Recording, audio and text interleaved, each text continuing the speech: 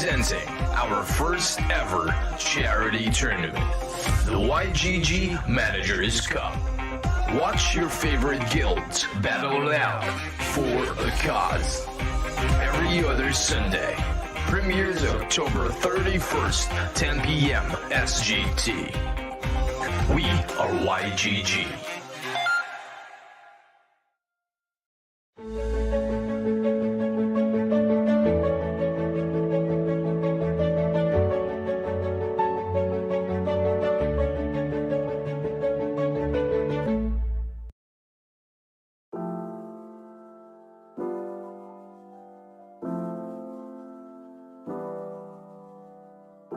Ako po si Maverick, taga Mayap-Yap. So, namamasada lang po ako, tricycle driver. Dito po pumipila sa Besleyan Hospital. Na-discover ko po sa kasama ko, naglalaro sila ng Axie. Na-discover ko yung Axie YGG. Sumali po ako sa kanila. Tapos, naghintay po ako ng almost mga isang buwan po bago nila ako makuha ang scholar. Napaindak ako ngayon. Nakakuha ko yung sa may grand prize na sariling team. Yan ba yung alam mo? Triple aqua? Doon ko po nakukuha yung panghulog ko ng motor, pambayad ng kuryente. Halos lahat na po, doon ko na nakakuha lahat sa pag-aaksi. Tawagan nila. Then sinabi ko sa kanila, namamasada ka, tricycle driver ka. Si mama, si papa, saka po ako kami po tatlo, iisa po ipilahan namin. Maraming nagugulat, sino ba yun? Nanay ko ka ako, nanay mo ba yun, namamasada rin? Sabi sa akin, ayaw naman ka akong ng ibang trabaho. Ang gusto niya, mamasada na lang din. Napasok ang kami. Si papa naman, on-call siya ng mga doktor hanggang sa mild stroke siya. Pagkalipas sa isang taon, bigla naman na aksidente sa may highway. Sinuro siya ng kulong-kulong hanggang sa magkabali-bali katawan. Ayan, nandyan na lang siya. Laki ng hirap ko sa aksidente ko nito. Pero nung nagkaroon siya ng action na ganyan, medyo lumuwag yung buhay niya. Pati yung mga anak niya. Ako din, tinutulungan niya ako.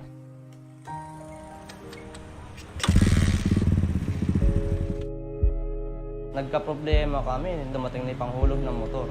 Wala talaga akong nabis na ipon. Pinakamalaki nga yung pandemya, ang kinikita ko sa pasada, 200. Maghapon yun. Lalabas ako nung alas 8 ng maga, uuwi ako ng 7 ng gabi. Meron man sumobra, bibili pa ako ng ulam namin. Pang kinabukasan pa. Tapos nung nagkaroon ako ng scholar team, buwan-buwan, di na ako nakakautang talaga ang nabis. Panghulog ko ng motor na sustain ko dahil sa Axie. Hi guys! This is my Axie girl. Ito yung panghanap buhay ko, source of income. Tara, let's ride! Tapos, plus 1 referral, bigay ko na lang kako yung sa may bayaw ko para ako makatulong din ako sa kanila. Masarap pala sa loob yung natulungan ka tapos tumulong ka. Pero masaya pa rin ako, buo yung pamilya ko. Malaki niya talagang pasalamat sa Axie YGG na yun. Sobrang salamat.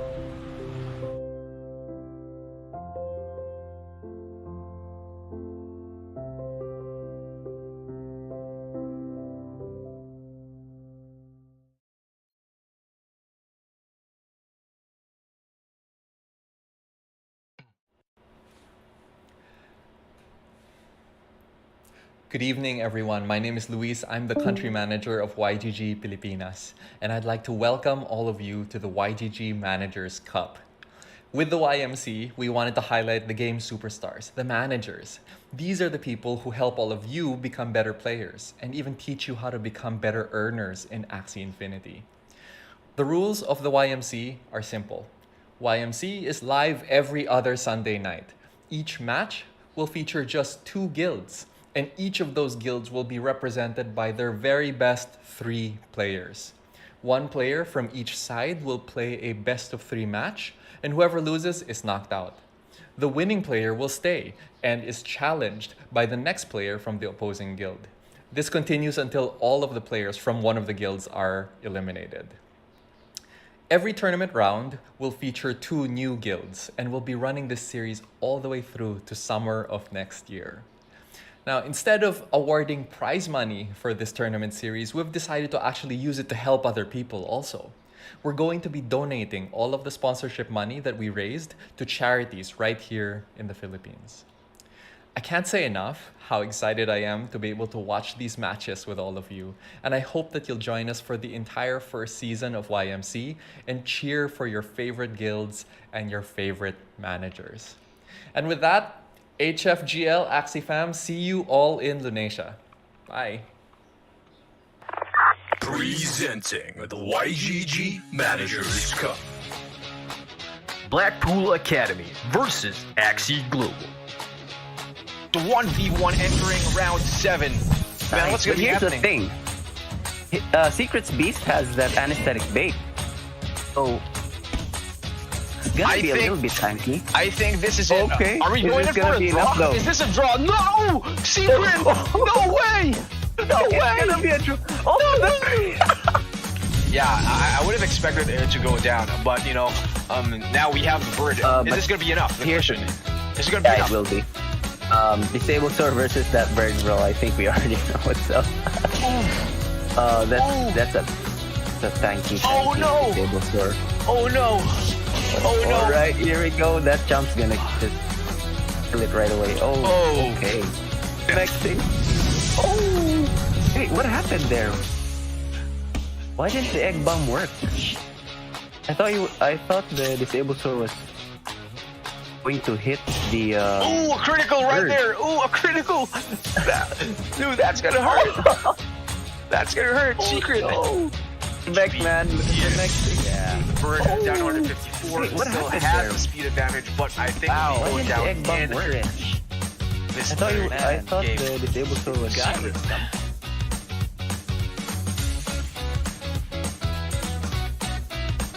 His last attack was the last stand for the Bug Hounds. No choice, but he has to break through. Now we have Kuyamorphs going in for the painful damage. I think this is going to be it. A double all-out shot taking out Hands in round 6, and that is a GG, my friends. Oh no, a critical! A critical, but unfortunately we have Kuyamorphs. Oh, yo, double bulwark. This is it! This is it! Or is it? Faster than the beat. Oh! There it is. You, Axie Global, one step closer to the crown. We'll be moving on to the next round. This is the YGG Managers Cup. Yo, what's up, what's up, what's up, what's up? Good evening from my side of the world, and welcome back to the YGG Managers Cup. My name is John Sedano, Community Marketing Manager for YGG, and our official caster for tonight, the man himself, Guru. How are you doing, man? Hey, how's it going, John? Thank you very much. It's a pleasure to be here. And I mean, you say it's night, but it is so early in the morning for me. I'm on the far west side of the world, but hey, I'm happy to be here. Thank you for having me. Yeah, sorry about that, man, but I do really appreciate, everyone, especially your friends and, family who's watching right now, and from the team from MTTM, who's actually, tuned in tonight and in the morning in your place. I mean, this is what I've been telling all my friends. There has to be something called the metaverse time or the metaverse clock. Yep. That runs 24/7. 100%. There's no days, there's no nights, just a bunch of numbers, like maybe a version of the epoch time or something that is easily accessible to anyone. But I mean, we're back and we're here, and tonight we have two very, very amazing guilds and players that will be going up against each other. I'll go ahead and introduce our first team. We have Loot Squad. So everyone knows Loot Squad, with the captain Bryson, and actually we have MTTM, with which Guru is actually also helping lead, right? If I'm not mistaken. Can you tell us more about MTTM, Guru? Yeah, for sure. Well, first things first, just want to also give a shout out to our Loot fam too. You guys are great. I hang out and I chat with the Loot fam all the time. love what y'all are doing in the space, and I'm excited for this battle because I know you got some good bangers in Loot Squad. So, but let's get to MTTM here. So I won't take too long. I'm sure that everybody who knows me has heard the story before, but MTTM, we are obviously one of the grassroots guilds that was built in Axie Infinity, and now, of course, we're all over the metaverse. We're helping pioneer NFT and blockchain gaming as a whole. You got me, of course, I'm the founder. I was the one who started it with my old YouTube channel, and then it grew into so much more than that. Now we've got the wonderful core team, co-leader Abu as well, who's actually competing tonight. So everybody, make sure you keep your eyes peeled. We got none other than Abu NFT, who's going to be battling it out with Nash and Kira. So really excited for that. But yeah, MTTM, you know how we are. We're always about the community engagement. We're supporting projects. We're very selective. We don't go around and invest in everything. So we make sure that we're really, really selective on it. And we're also all about education. So we want to make sure that no matter where your background, where you're from, who you are, what size, shape, or color you are, we all have a chance to, be successful and find a community that we can grow with in the metaverse. And that's what it's all about. You step through the gates and into a world of endless possibilities. Awesome. I mean, yeah, dude, that's what I've been saying, man. Like, MTTM, you guys are a hallmark in the whole ecosystem of Axie Infinity, but, especially with the games that are coming out, I'm really excited, about the growth of basically all the guilds, everyone in this space right now. I mean, there's unlimited, opportunities, and, it's a really, really bright future to look forward to, not only as like you as a leader, as a community, but, for the scholars most especially. Yeah. We have the scholars who are grinding day in and day out, and it's really good to see that we have avenues like this. And yeah, big shout outs to our friends from Axie Infinity for supporting the event, and of course also to FTX, just for giving us a platform to be able to not only showcase our guilds, our brands, but also the best of the best, those scholars who really stand out. I'm actually really excited, man. I'm really excited to see how the most recent updates, there's no more SLP and adventure. There's no more daily quests. And man, all I can say is that it's game on. It's definitely game on, man. It's big changes, but I think again, we've had to have this chat, right? I think if you haven't yet, by the way, for all the guilds out there that are listening, have this chat, because you may not understand potentially on the top line. But this is a really big change for a lot of people, and a lot of people do require the income that comes from SLP and their earnings to help support their families. So, have a chat with them and let them know that, this is a long-term game. It's a long-term solution, and nothing's perfect. Nothing is absolutely perfect. So there may be some things that we have to fix here with what has been introduced, but this is a really big change, and we've got to work together to make the most of it. And that's what we're doing here. So let's all make sure that we work together. Actually, you're 100%. I couldn't agree more, man. I mean, what also I've been telling my friends and also our scholars that you have to look at actually the lives that have been changed and the lives that are changing. Not only at the big victories, but also the small victories that are happening day to day. Like how lives are improved, like how families are actually, even closer. We actually have scholars. We used to have grandparents who used to play Axie Infinity together in their pastime instead of staying at home locked down during the pandemic. So there's a lot of things happening, and these small challenges and hiccups, because no other game is perfect in my opinion, and as more NFT games come out, they're going to be ups and they're going to be downs, and what actually is worth sticking around for is going to be the community and those who actually build forward and look to the next 5, look to the next 10 years. And it's good to have everyone here at our sides, just having this community and having arms strong together, and just facing the future. I'll jump into the brackets right now, and I have something that I want to show you, actually, Guru. Okay. So this is our current lineup right now. We have MTTM going up against Loot Squad, but if we move a couple of weeks back, last week we had Axie Global, taking the W from Blackpool Academy, and of course we have Meditate taking the win from YGG, which was formerly YGG Latin America, and we also have Axie GG from Axie GG led by Perthrap and Got Skills, and also Levox Esports, and also one of our co-presenters, Axie Ilderts PH, moving on to the second round. So actually, Guru, I mean, this is not your typical tournament where we have it over a weekend, we have it over a month. This is actually, yeah, I think we're on our 4th month now, and it's going to be pushing all the way to July for the finals. And hopefully we get to do a physical finals, which will be, I think, would be one of the first, if not on ground tournaments for YGG. But I mean, aside from that, it's very special. Of course, especially to me personally, that we're doing it for charity. So we are going to be giving out the prize pool to select charities in the Philippines, and one of them is the Gentle Hands Orphanage here in Quezon City. And last year, they actually tested positive for COVID, like the whole orphanage, with over 150 both orphans and also staff.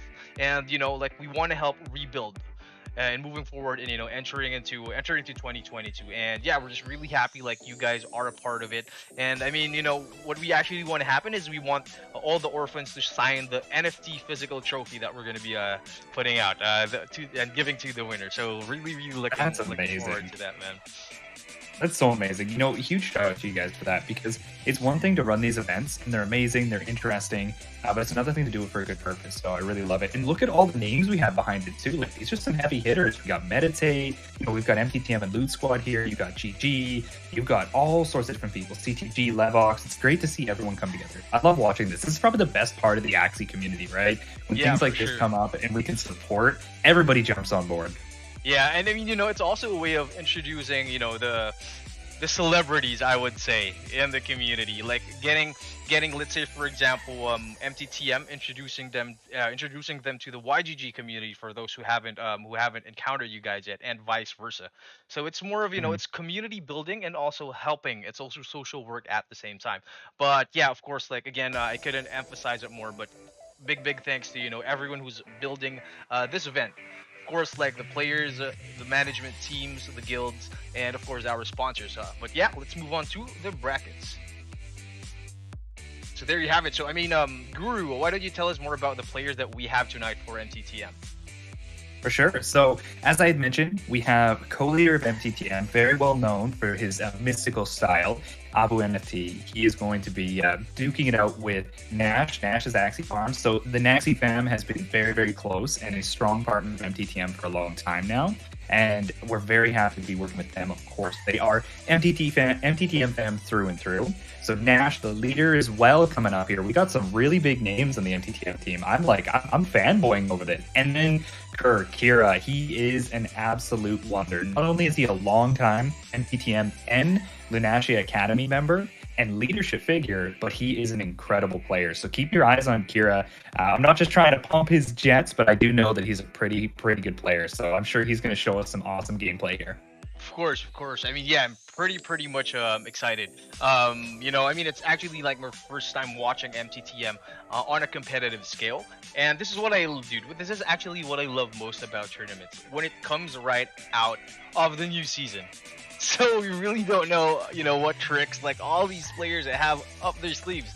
I mean, we have Brokion, we have XLR and Jackie from Loot Squad, repping the whole team, the whole guild, and I mean, they're actually like a flexing some.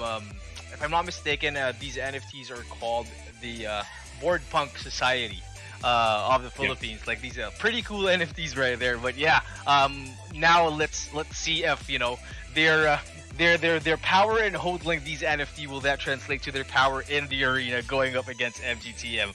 And I'm really looking forward to that. Yeah, but just right before we start, Guru, like just some quick background on how the mechanics work is that, so it's basically a team deathmatch. So both teams get to pick who's going to be playing first, and it's a best of 3, and whoever gets knocked out is out of the game, and the remaining team will have to pick who will be going up against who won previously. So until everyone's wiped out, and yeah, that's where we're going to be having our winner. But yeah, really looking forward. And after every match, we have 30 minutes for both teams to synergize, strategize, and come up with with what they want to offer and put out to the table with maybe new surprises like a rabbit out of the hat. But yeah, I mean, it's not only a 1v1 tournament, but it's also, I consider, highly a team tournament as well. No, that's awesome. I'm excited to see that. I think it's going to allow for a lot of theory crafting and strategizing. I'm excited to see what both sides bring up because, hey, I don't have my hands in what MTTM's doing. That's all on them. I just got to trust them. Yeah, for sure. I mean, not to mention, man, you know, it's also in these tournaments when we actually find, you know, discover like new metas. Like, you know, I mean, as you mentioned, like all these guys spending time day in and day out doing their research, theory crafting, and you know, like one way or another, like there's gonna be this new combo or this new Axie or this just basically this new team that we've never seen before, and it's just gonna change the whole game. I mean, aside from that, man, like while we're waiting for the first game, what are your thoughts on Origin? Oh wow, that's a huge question. I can tangent on this for hours. Honestly, we have already in MTTM Discord. So, I mean, I think everybody shares this sentiment that I'm very excited to see Origins. Sure. But I think that for the reasons that I'm excited might be a little bit different. One thing that we are pretty well known for in MTTM is our breeding and our theory crafting that we did, especially from season 18 up into about season 20 here, is we love to get in and take new uncharted grounds and start piecing pieces of the puzzle together. So when it comes to Origins, we're going to be introduced an entire new frontier of opportunity to strategize, and that is going to be where we have those really late nights chatting with all the MTTM fans saying, hey, what do you think about this? Well, what about this idea? Oh, what if we put this and this together? This would be awesome. And I think that, you know, that really nice, like bringing everyone together, and it's not just leaders, it's also all of the scholars and all the members coming together. You know, I just love that. I think I'm most excited for that.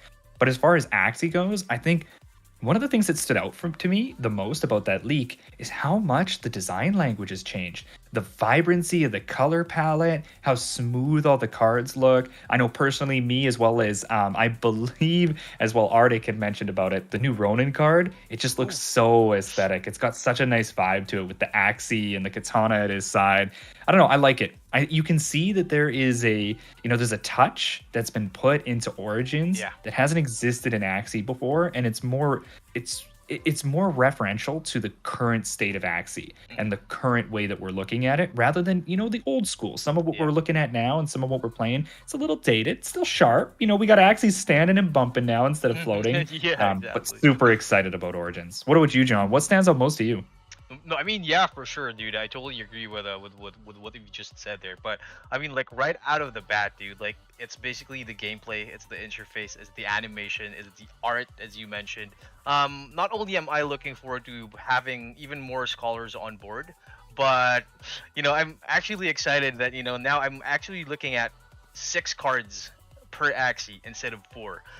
Maybe I'd call before, you know, the dynamics of the gameplay, like I'd have a hand in my deck. But now it's just basically, I mean, I've played a bit of Magic cards, I've played a bit of Pokemon, and now, you know, having 6 kills is gonna be something else, man. I'm not saying this because, you know, I'm a fanboy of Magic cards and the dynamics, but it's also because that I have a lot of Axies that I'm wishing that I could be able to use when Origin comes out, but you know, like, we're yet to see that. But yeah, 100%. You know, I mean, looking forward to all the new players that will be coming in. I mean, agreed. Right now, Axie, you know, it's what we've grown up with, quote unquote. But I mean, we have Pokemon Red, we have Pokemon Yellow, and then we have all the other versions and all the other expansions. I think we're in that stage, you know, that we're gonna be getting a new influx of players, and that's what I'm looking forward to. Not only in terms of the guild, but just, you know, growing the whole Axie Infinity ecosystem in general. But speaking about the game, man, like, we're about to start. Let's jump right in. Let's go. I'm excited. All right, so we got Nash versus Brokion, huh? And I see here we got a very interesting lineup. So on Nash's side, we've got a traditional backdoor burb, and it's interesting that he chose this into Brokion's lineup, because you can see the Brokion has the balloon and hairbird, so it's a lot more of a front to back style. But it looks like Nash is trying to take out that damage in the back. And then what does he have in the mid here? He's got the signature mech, that high speed Axie Kiss Hair Dagger mech. So if he can get the draw and take that bird out soon and keep the mech up and take out that front line, I think Nash is going to be in a good position here. We got the cards coming already. I wonder what they're going to play. The double cactus on the side of Brokion. Here we go. Like my favorite, the double flying there. 141 damage. and goes in with a mid-liner going for a double cactus. That's gonna hurt, man. Down to 64, taken out in round 2. Yep. Oof. Hey, at least he had the cattail, because this is the thing. I agree that was really, really strong. However, the cattail brought so many cards into Nash's hand, and now he should be able to finish this here. Yeah, that's gonna finish it. So now I'm interested to see if he gets the backdoor. Oh, he gets the backdoor. This is huge, actually. If he can take that bird out and be in a position where, oh, this is big. Big for Nash. Very well played. Oof. Now we are in a 2v1 situation entering round 5. We have Brokion's midliner still alive and kicking. Down to 208.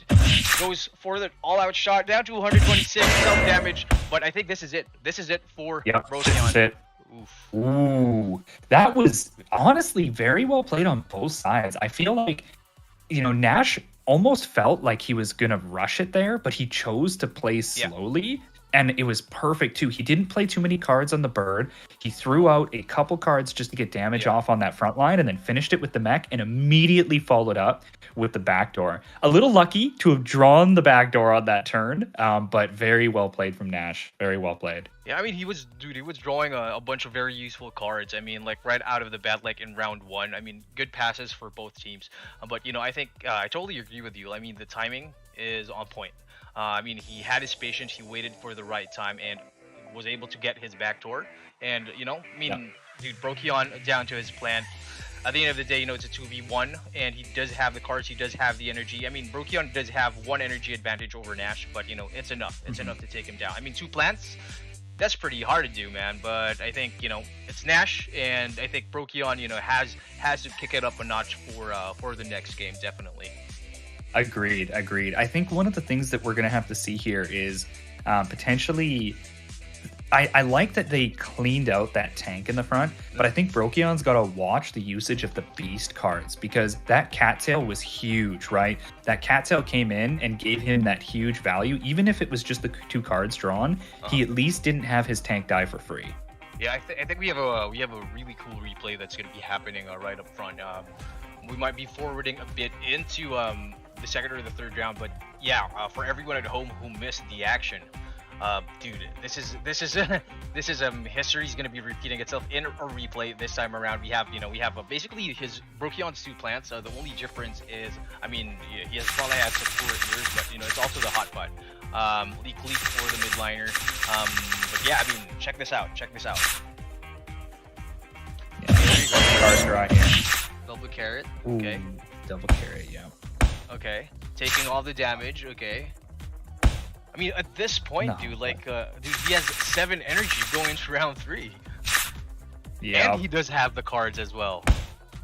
So here's one thing that I think could have potentially been done by Brokion. He could have thrown the single balloon just to try and avoid the mech damage coming in. But I mean, I still don't think it would have changed the ultimate end of this, but that balloon might have been good because it's a 0-cost card, right? And he had 2 of them. I feel like he probably should have thrown that balloon. I agree. I mean, round 4 would have been a 2v2 in that case, but like Nash, just go in for the damage. Doesn't care about the recoil on the all-out shot because he knows he has it in the bag. Round 5, pretty quick game. I mean, no SLP for Nash, but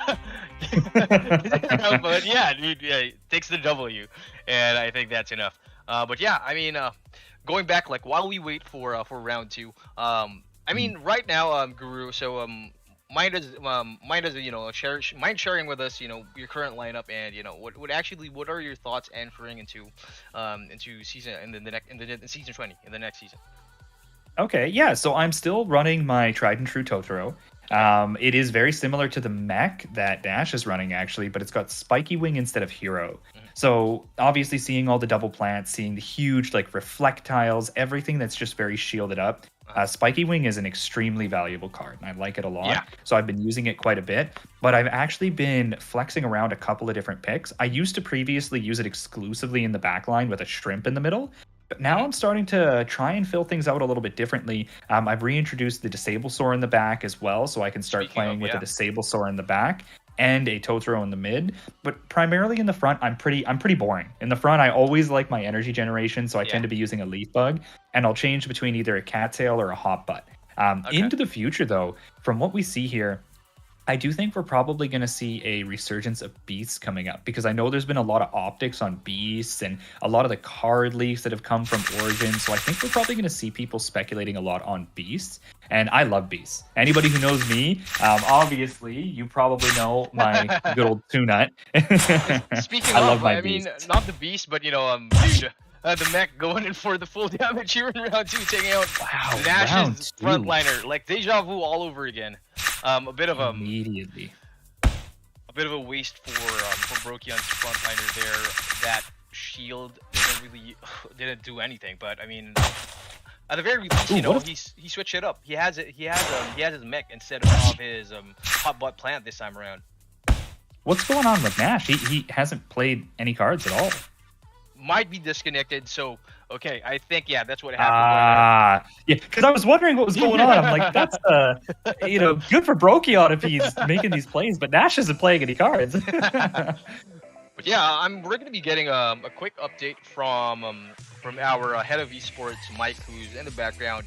But yeah, while waiting for that, I mean, we were talking about your beast and your plushie right there. I've always wanted to own my very own. Is this a custom-made plushie? Is this actually something that they actually own?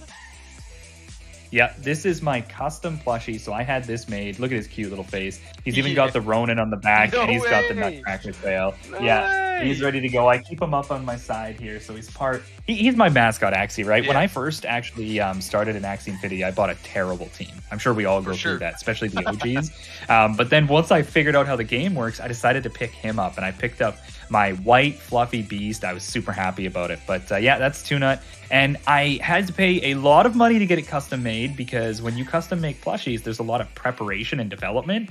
But I had to do it, right? I had to do it. Everybody's been talking about the plushies, and a few times I've shared them on social media. He always seems to go viral. So I think the money was well spent. For sure. And I mean, at those times when when you're not sure about your next move in the arena, I bet both of you guys have eye-to-eye contact, and just have the idea, and he just gives you that signal of what to do next, right? Exactly. Yeah, exactly. I'm looking forward to Origin. I hope that with the introduction of ear and eye cards, maybe we'll see non-max speed beasts, because he's a pure beast, pure through and through. Maybe we'll see them come back a lot stronger. Man. Yeah. I mean, this is where you'll see that the guys are going actually for the collectibles, especially like your players and veterans like you. Now it's not just about like what axes you're like, what type of axe you're like, what color of the axe is. It's something that as a collector, basically, if 10 years down the road, maybe he's your squirrel. You know what I'm saying? I mean, if you were Ash, like you had a squirrel, he has his Pikachu. Like this guy's your Pikachu. And I've always said he's like my Pikachu. And I'm all about collectors too.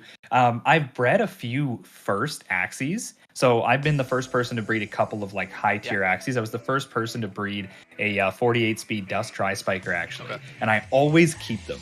Every time I breed a new Axie and it comes out perfect, the very first one, I keep it. Because it's kind of like my sigil, right? It's my collector's piece. Yeah, I mean, if you were to like draw up a banner or like a poster of like a movie poster of you, like you'd want to have like the cutest Axies going into the movie with you, right? Like all of them, like all around you, like in defense or ready for the offense. But yeah, I totally agree, man.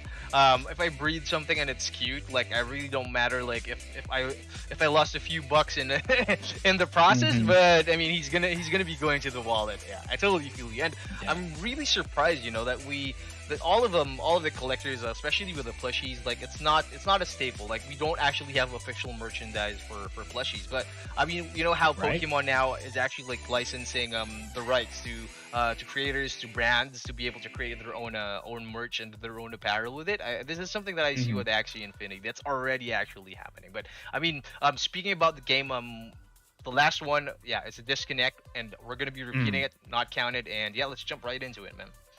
Okay, just running it back.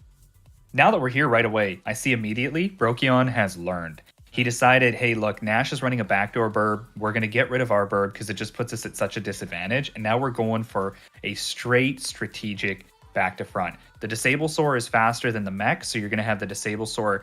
I'm almost certain he will be targeted first, unless they're the same speed. No, the mech's going to be a little bit slower. So if the backdoor bird comes in, it's going to be the Disablesaur he targets. That being said, he has the Pigeon Post and the Egg Bomb, so he can actually utilize the targeting from the backdoor bird to throw the Aroma on the Disablesaur and then follow up with the mech damage to try and clear out the Disablesaur right away. So I think that's going to be the win condition coming from Nash, is to get that Disablesaur just completely off the board. And then if he gets into a 1v1 with the mech and the bird, in most cases, we've seen how that turns out. A bird will shred a mech down. For sure, totally agree. I mean, not to mention, the mech, though, he does have, I mean, a lot of people are using Acro, like, especially the most recent seasons, but only because, you know, I mean, the speed bonus is very, very, very handy up to the last minute. I mean, like, we're always used to the default, like, a Ronin and double nut, but at this point in time, like, it is really good to see where everyone gets creative. Like, not necessarily, I mean, I still remember the times when pure breeds were almost on everyone's lineup, everyone's roster. You only see changes, you only see switches when you get to the higher elo. But even in 1200 MMR, even below sub 1000, dude, you'd be surprised who you're gonna be going up against. Like, everyone's in it to win it, man. It's really exciting. I agree. Another thing we want to watch here too, by the way, is the differences of the tails on the front line. So the frontliner on Brokion's side is going to have obviously the leak, which is going to be good if Nash decides to throw a bunch of cards into him to finish him off. If he can time that Hatsune and get the range cards taken off of the midliner and the backliner, look at their cards. Almost everything is ranged, right? So you're going to have a huge value come out of that. But on the flip side, if Nash times that cattail again and gets a big draw out of, say, the mech coming in, it could be game changing. So I'm going to be interested to see how the difference of the frontliners plays out to set up the mid and late game for both sides. Like, it's pretty interesting, like, also for me to see that, I mean, dude, Biden's is something relatively new. I mean, you know, it's been happening for the past 2 to 3 seasons, and especially for higher elo plays. But you know, having a zero cost card, that, I mean, if you're lucky, you get it pulled out at the right time. You don't spend any energy, and you still get to play like your 4 card combos for your mid or your backliner. The question is, like, in this specific game, will he be able to make his plant survive and actually be able to use leak and, you know, just get one step ahead of Nash? Because I'm pretty sure at this point he already knows how Nash plays and he's not messing around. Yeah, agreed. Okay, so into round 2 here. Interesting. I wonder what's going to happen. They're very much thinking. I get the thinking meme coming on both sides. They're like, it's kind of like when you have the 2 swords masters and nobody has drawn their sword yet, but you know the battle's already begun. I can't wait for the emojis. I can't wait for Origin and the emojis, man. Yeah. Okay, here it comes. We got the cattail coming out. Ooh, looks like, oh, he refrains from doing it. Good job, Brokion. I think he felt the cattail was coming for sure, so he didn't want to throw out the damage. Very smart, actually. If you have the cactus on the frontliner, why not, right? You don't need to put the damage on the mech. If you have damage from that cactus is no joke. It'll clear something out very quickly. For sure. And I mean, like, not to mention that, you know, both of them have mechs, and the plants wouldn't really have that much time in the game. So as much as possible, if you actually drew it, might as well just make use of it before it goes bye-bye. But now we have Nash going in for the aggression. Ooh, the Arco taking out the front line of Brokion. Ooh, Brokion with the revenge going back. That's gonna be, dude, ow, woof! Got it, perfect. Perfectly calculated. Ooh, now we're in a, oh, this is big though. This is really big. The draw was not on Brokion's side. He did not get a very good draw there. Ooh. And now he's got the Arco coming through. Ooh, this is big. I thought this was going to happen. So he's using the Egg Bomb to sacrifice the bird, which is smart because you want that 1v1 with the mech into the Disablesaur. And that's a 49 speed mech, mind you. So it's going to have priority on the Disablesaur. Well, a bit of an overplay right there from Brokion. Wasting it, but you know, we got Nash going in for the damage. It's gonna hurt. Down to 201, but we have Brokion going in back at him with a stun. Yeah, but here's the thing. double shut off. So now Nash can only use his 0 cost and the hair. This is big, actually. Brokyon can probably bring... I think Brokyon's got it here. Yep. The draw was right in his favor. Yes, yep, it's 1-1. Ooh, Wow. GG. Well played, Brokyon. Wow. Very well Wow. Nice. This is what I want to see, man. This is what I want to see. Like, people, I mean, Brokyon, like for me, it's my first time actually like watching him. But him stepping up to the plate, and you know, he as I mentioned, like he knows like Nash isn't gonna be messing around, and perfectly calculated. I love how he does try to make up for his mistakes. He has a couple of misreads, but in the end, dude takes down the W and 1-1, and it's gonna be the next game who's gonna be deciding who's gonna be taken out from tonight's episode, and looking forward to that. Agreed. Looking back on it, I know we're going to probably do a replay, but thinking about what Nash could have done, I think he might have pulled the trigger on the egg bomb a little too soon.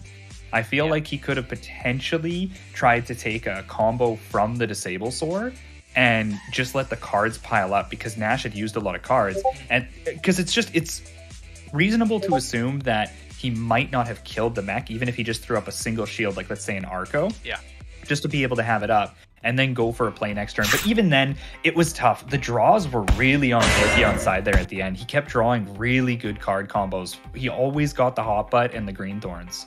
Oh, a bit of a bug right here for our replay, but I mean, yeah, as you mentioned, man, definitely a bit early on the egg bomb. Here we go, exactly what you're talking about. Yeah, there you go. He could have potentially, I mean, he might have still died because it would have been close.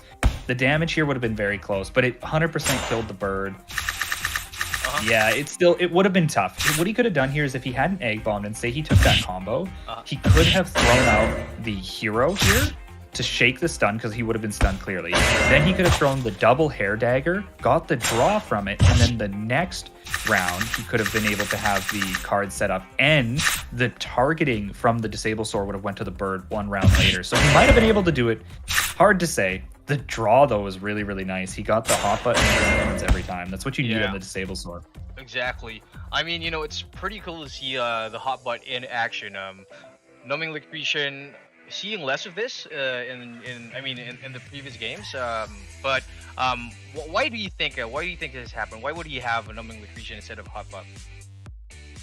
Instead of hot butt, like you mean on the plant you're talking about? The other way around. So why does his disable sword have hot butt instead of Numbing Liquidation? Oh, I mean, hot butt's just so good on the disable sword, right? So what we referred to the disable sword as, I know because I was one of the people who was initially breeding it. Nice. We call it a pinnacle Axie. Okay. It is built to perfectly utilize every card in the kit, right? So you have the hot butt, which is a plant card, which triggers the passive of Green Thorns, which makes Green Thorns give you double shield. Also, hot butt is a card that gives you a lot of good stats. The stats are fantastic on it, and it shuts off mouth cards. Mouth cards are primarily the cards that are used to do true damage or break through shields. So having those balanced together is very, very good, because you have the extra shield from the passive, and then you have the hot butt passive shutting off the mouth cards, so you're less likely to get damaged by a true damage, which is going to go through your shield. So you continue to put up those fat shields, and people have a hard time getting through it. Add to that the fact that you have Chomp, which will stun with a 0 card. You're just like, it's so well made, right? I agree. I mean, yeah, it just fits perfectly actually for the last matchup. I mean, he was going up against a mech, but technically, I mean, the mech does have the damage. But I mean, as you mentioned, dude, the shield, it's I wouldn't call it a brick wall, but you know, it's enough to get you by, and you know, maybe even like win a 2v1 at the most important times that you need it the most. But yeah, definitely something to look out for. I usually have my hot butt like on my frontliner plant. But yeah, I mean, with all the new metas coming out, like Cat Lay, even Leak, it's good. It's really cool to see this in action. But yeah, props, big props to Brokyon. And moving back to the matchup here, bro. So it's a 1-1. And it's going to be the deciding factor. Like the next game is going to decide if Nash will be continuing onto the next two players, or you know, it's going to be Brokyon is going to be taken out from the game. But yeah, pretty cool and pretty exciting. So for everyone at home, I just want to ask everyone, invite everyone, if you guys are watching, might as well like, share, and support the stream.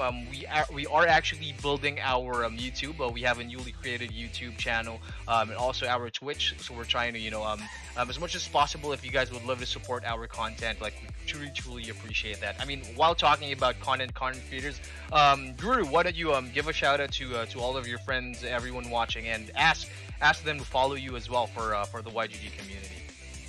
Yeah, for sure. I mean, MTTM, obviously, you guys are always here. I love the passion and the pride you guys always bring. Everything that we're a part of, you're always here. So much love, MTTM. But YGG fam as well. I've been connected with you guys loosely. I've been here. I'm one of the more OG Axie players. I'm, connected with all the good YGG people. Good friends with Cuckoo, Ian. I'm sure that many of you have probably seen me on Ian's stream way back when. I was one of the first collabs she did in Axie. So it was a lot of fun.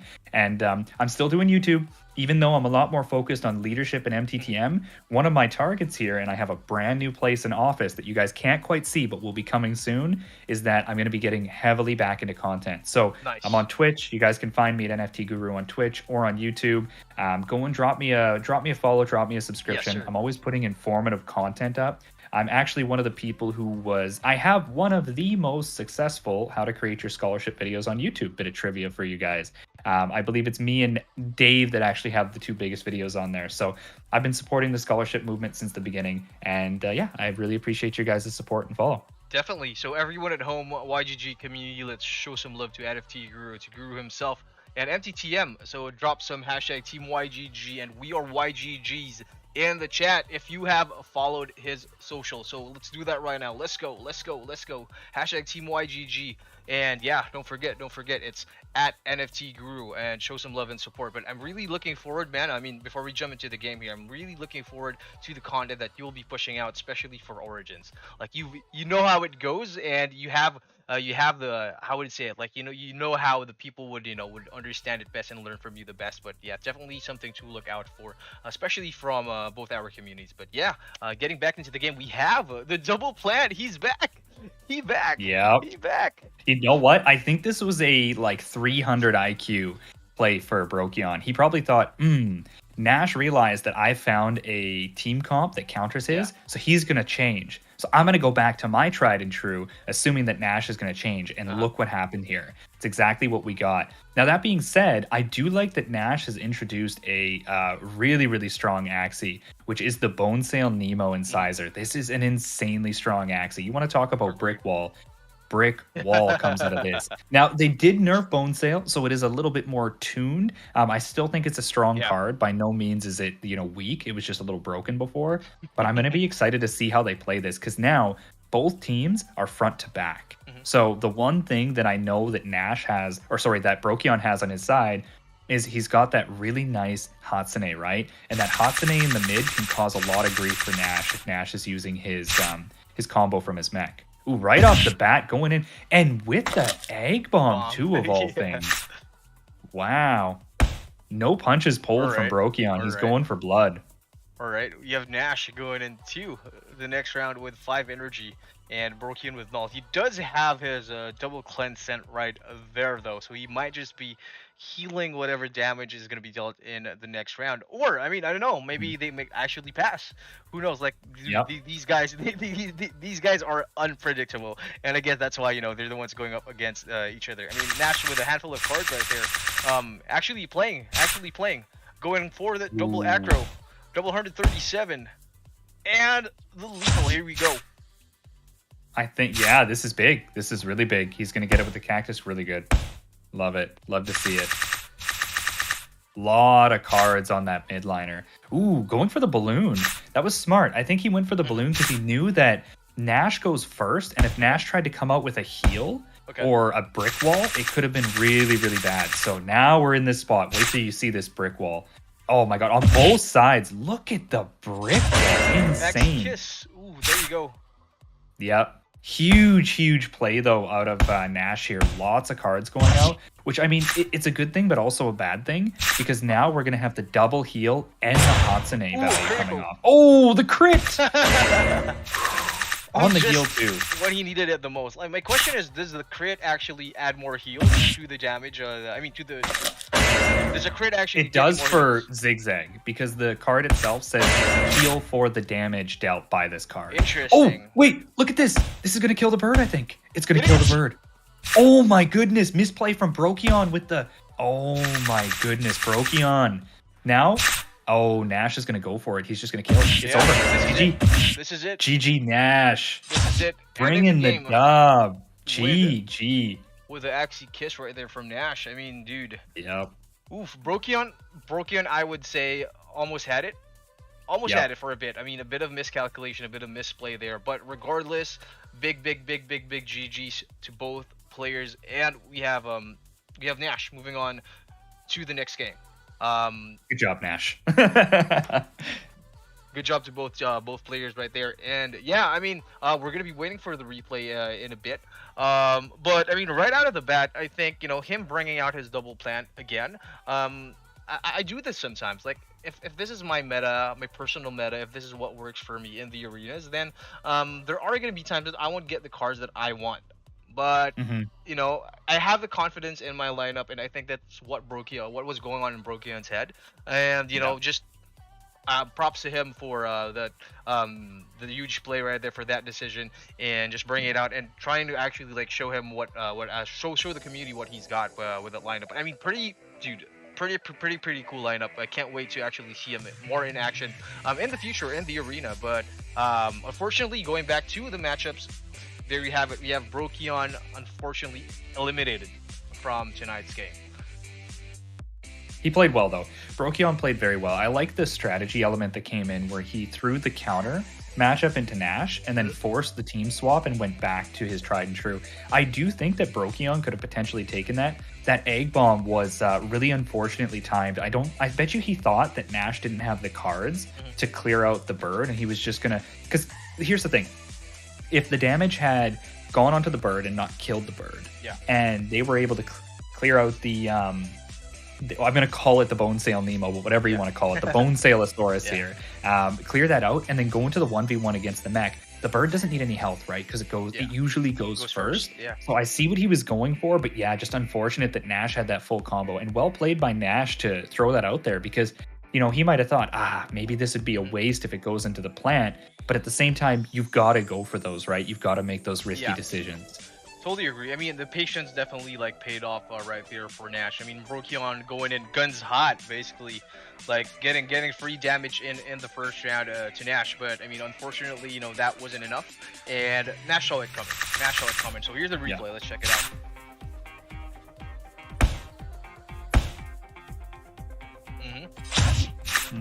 Good damage. Good damage. Because there you go, taking out the frontliner from Brokion in round 3, and there goes that balloon. Yeah, smart balloon. I like the balloon play there. It's a really good idea. This, I feel like, was maybe a little overplayed there. He probably could have gotten away with just using a cactus, but either way, brick walls here. This brick wall was beautiful, by the way. Brick walling up for this play, knowing that Nash hadn't played the last round, so he was going to go all in, and then having the double heal on this too. And even the crit. Let's watch the crit so you can see that heal, so you can answer your question here. Look at it.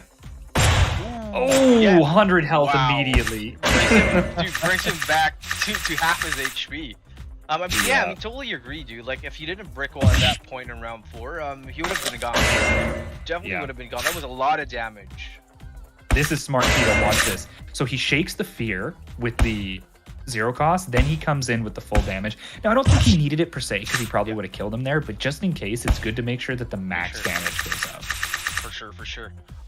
Here we go, like, dude, Nash just taking the W. Well played. Taking it home, like, putting it in the bag, like, you know, like, not messing around. He wants to get onto the next game, but yeah, dude, amazing game right there. Yeah, very well played. Who's up next for loot? Is it Jackie? Let's see. Shortly we will have our next player. So actually, how it also works is that the team decides on who they want to play next. So pretty interesting there. Yeah. Usually we have some teams that what they decide to do is they send their, you know, their quote unquote their best player first. and then like this guy could actually like sweep the whole opposing team, or they put it in last. And it's really totally up to them. There have been times where we haven't been able to see the others play, the other players play. A good example of this was with Axie GG. So Axie GG Perthap just sweeping the whole competition. And I mean, I'm yet to see like the other players play. I think also Zero from MT8 from Meditator did the same thing. But yeah, these are Hero's the a monster. dude, for sure. Like these guys are what I love to watch the most. Not only because I mean they could do the sweeps, but there's also players who actually have surprises in the bag and can get a reverse anytime. A reverse sweep with an dude almost taking it home, and like you're gonna be seeing an Axie that you've never seen before, pulled right out of the bag. That's saved for I don't know, for the major leagues, and then there you have it. It's gonna change the whole story. But to answer your question, man, there you go. We have Jeki. Nice, Jeki versus Nash. Going up against Nash. So do you think Nash will still be playing his same Axie, like based from your experience with working with him and training with him, playing with him? Does he usually have a lot of surprises in the bag, or is he the type of player who just sticks to his guns like all throughout until it's proven until it's defeated? So if we're talking about Nifty League, Nash is a dirty monkey one trick. So I got to make sure he knows, because I'm guaranteed he's listening. However, when it comes to Axie, the one thing I know about Nash is he's able to play anything. He's super versatile, right? Yeah. He will often come into our voice chat because we like to get together and just have fun. We're gamers. We like to game together and stuff. He'll come in and say, "Hey guys, I want to get a new team. I want to make a video on a team. Let me know what's good. Throw something my way. I want to run it." And then he'll run it and he'll do very well on it. Okay. So I know that Nash has the ability to play anything. So I'm very curious to see. He may run a similar comp. Like, I know that he obviously likes running the mech because we've seen it. He ran it in 3 games. He might run a mech again. We don't know. But I know that Nash definitely has some surprises in store, and he can play anything. So I'm excited to see. For sure. I mean, yeah, what I'm really excited to see here is so playing a competitive tournament, or playing quote unquote like professionally, is a different story from just doing your dailies in the arenas. I mean, the atmosphere is different, like the vibe is different. You're going up against the best of the best, but at the same time, I mean, this is where you can actually road test your theory crafting. Yeah. I mean, to an extent, like arena, like in the high elo, definitely you'd see if it works, but in a different setting, especially if you're going up against maybe Nash. Like, I think Jeki, now is a good time to experiment. Like, if you do have some tricks up your sleeve, like, now is the perfect time to do it, and just show the world what you have in the bag right there. Yeah, you know what I want to see, which I haven't seen yet, but it's currently the best card in the game. I haven't seen any Caterpillar come out. Have you seen a lot of Caterpillar in the tournament? No, actually, no, not at all. Not at all. Interesting, because they buffed it, right, and made it like the highest stat value card in the game now. Interesting. Yes, I'm interested. Like, come to think of it, like from what I understand, like in Origins, stats on the Axies won't no longer matter, right? Am I correct? It's hard to say, right? The one thing that I know from at least speaking with Jihaz and the team, to a limited degree, I'm not associated with them, so just make sure everyone who's listening knows this isn't a leak or anything. I'm just Guru. But is that they're very I love the tagline. Sorry, it's not a leak or anything. I'm just Guru. I love it. You gotta do that, right? I'm also I don't know if you know, John. I think you do, because you saw my PFP, but I'm one of the lead advisors in Cypher too, and I always got to make that clear. I'm like, look, guys, this is my opinion. But I know that when it comes to Origins, nothing is set in stone at this point, right? Like, they've mentioned a lot of times, look, we're going to give you the leaks, but everything you see could change. So I think there's been word about that, but I do also know that it could very well change, because you're going to need to have a dynamic of some sort that allows you to, numerically determine what is happening between each card, right? So there's going to be something, but I'm excited to see how it all works out. Nothing's solid though, so we'll have to keep ourselves versatile and wait for the launch so that we can start working with what we have. Totally agree, man. I'm definitely looking forward, to like all of the exciting stuff that's happening like in the near future. I mean, I think that's also the reason why the first launch of Origin won't be quote unquote like monetizable yet, just because it's going to be our opportunity to road test basically this new machine that Axie Infinity is churning out. But yeah, I mean, speaking of the Axie, so we still have the same lineup from Nash right here. So pretty interesting. Look at this lineup though from It's a McGeezy. mirror match, almost a mirror Yeah. match. So it's a mirror, but actually there's a few things here. I would say that it's a more optimized team in a lot of ways, because what you have first off is you have the initiative on Loot Squad side here. So his bird will act first. So anybody who's played bird versus bird knows that's super important, right? Yeah. So his bird will act first. Another thing we have here is not only is his mech acting first because it has bird eyes and ears, which is very important with the mechs because it has technically less HP and more morale, but it also has Goda. So it's going to be more of a pressure. And then you have in the front, that frontliner is a card drawing maniac. If you use mech cards to get rid of that frontliner and he procs a bone sail and a cattail, oh my goodness, he's drawing his whole deck. So you got to be very careful about that. Sure. I call that one the Fujin special. Because Fujin, our good old Fujin, the one holding Shiro the Mystic, he Nice. plays this a lot in the front. But one thing that we have here that is very important to understand is that there's no energy generation, right? So Yeah. it's going to be really important to see how they pass to have the energy to use their combos and who anticipates who is going first, right? Also, backdoors. I think this is going to be a dark swoop backdoor combo first. Whoever gets it is going to be in a position to win the game very quickly. Pretty interesting that you pointed out the no energy gain dynamic for Nash's frontliner here. I mean for the whole team basically. I mean a cattail and a cleanse hit at the same time. Dude, I mean now it's gonna Ooh, hurt. the serious. Now it's gonna be every the energy energy counts skill. at this point. Yep. That's serious. That was a good serious. Very good. I mean You know what would have been dirty is if he used the double double Goda piercing. too. Yeah, exactly. Yeah.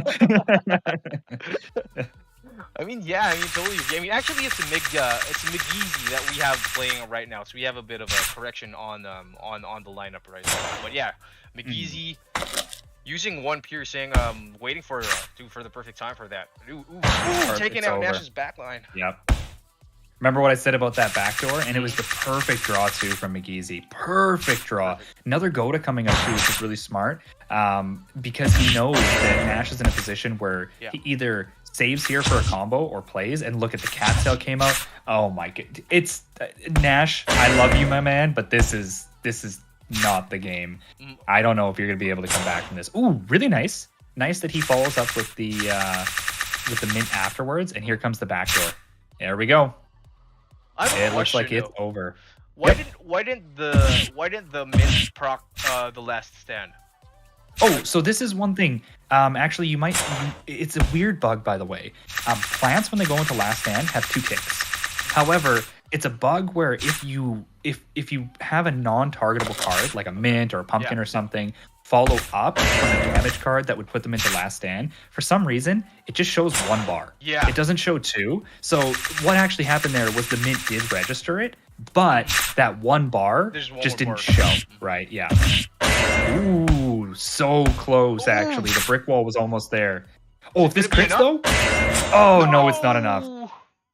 So close. Down to 14 for the plant. Jeez.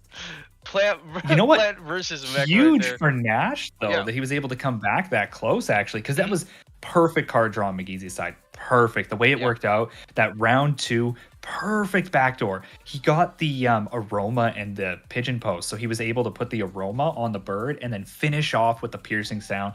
Absolutely perfect draw. So good on Nash for bringing it back, but very well played, McGeezy. Yeah, definitely. I mean, we still have McGeezy. Still have his double arco and piercing sound like right there in the bag. I still wish he did the double piercing and the veggie bite on the first round. That would have been trouble. But I mean, totally agree. Like not having an energy gain dynamic or any energy utility on Nash's end is a bit risky. And going up against that specific lineup off of McGeezy is, I mean, at the perfect scenario, Nash would have taken it. Nash would have taken it like with all the damage that he has in the bag in the trade for a utility for energy. But unfortunately, that wasn't the case. And now at this point, I'm not sure. Like, I wouldn't want to assume that. I mean, these players do their research at this level of competitiveness. These guys most likely will, do their research and look into the bags of the other players that they're going up against. But I'd say, I mean, that was a perfect matchup against Nash. if my mission was to take out Nash in the tournament, that was one of the, I mean, that's one of the best combos and the best lineups that he could have pulled it out of his Axie bag. But here we go for the replay. Oh, that bird going down on round 2 is just that's like one of the worst feelings when you lose your bird to a backdoor early, like round 1 or 2. Yeah, definitely. This was such a big play for McGeezy as well, because not only did he get the cat sail, he also got the bone sail. Just huge, so much card draw there. Like at this point, he's already used his both his piercing sounds, but he still has one veggie bite. But I mean, before the game, I mean, at the game ends, he's gonna be able to redraw it. Just shows how efficient that energy, that card draw utility is. You're going, dude. You're basically going up against the last Axie with no cards in the back, with no energy, and you're definitely at an advantage here. 2v1, round 5. No SLP again. There is maybe. No SLP again. Maybe one SLP this time around. This was really close though. Yeah. So the one thing, Nash played this very well. He used the heal to make sure, and he probably knew that that it was going to come out from McGeezy here. Okay. But this is where it is. So this is an unfortunate position. If Nash had gotten another veg bite, but even then, he probably wouldn't have been able to kill then. It is what it is. He played well. I thought he played very well, despite the fact that it turned out so poor in the beginning. Definitely. But yeah, the moment that bird went down, the game was almost settled there. Well played.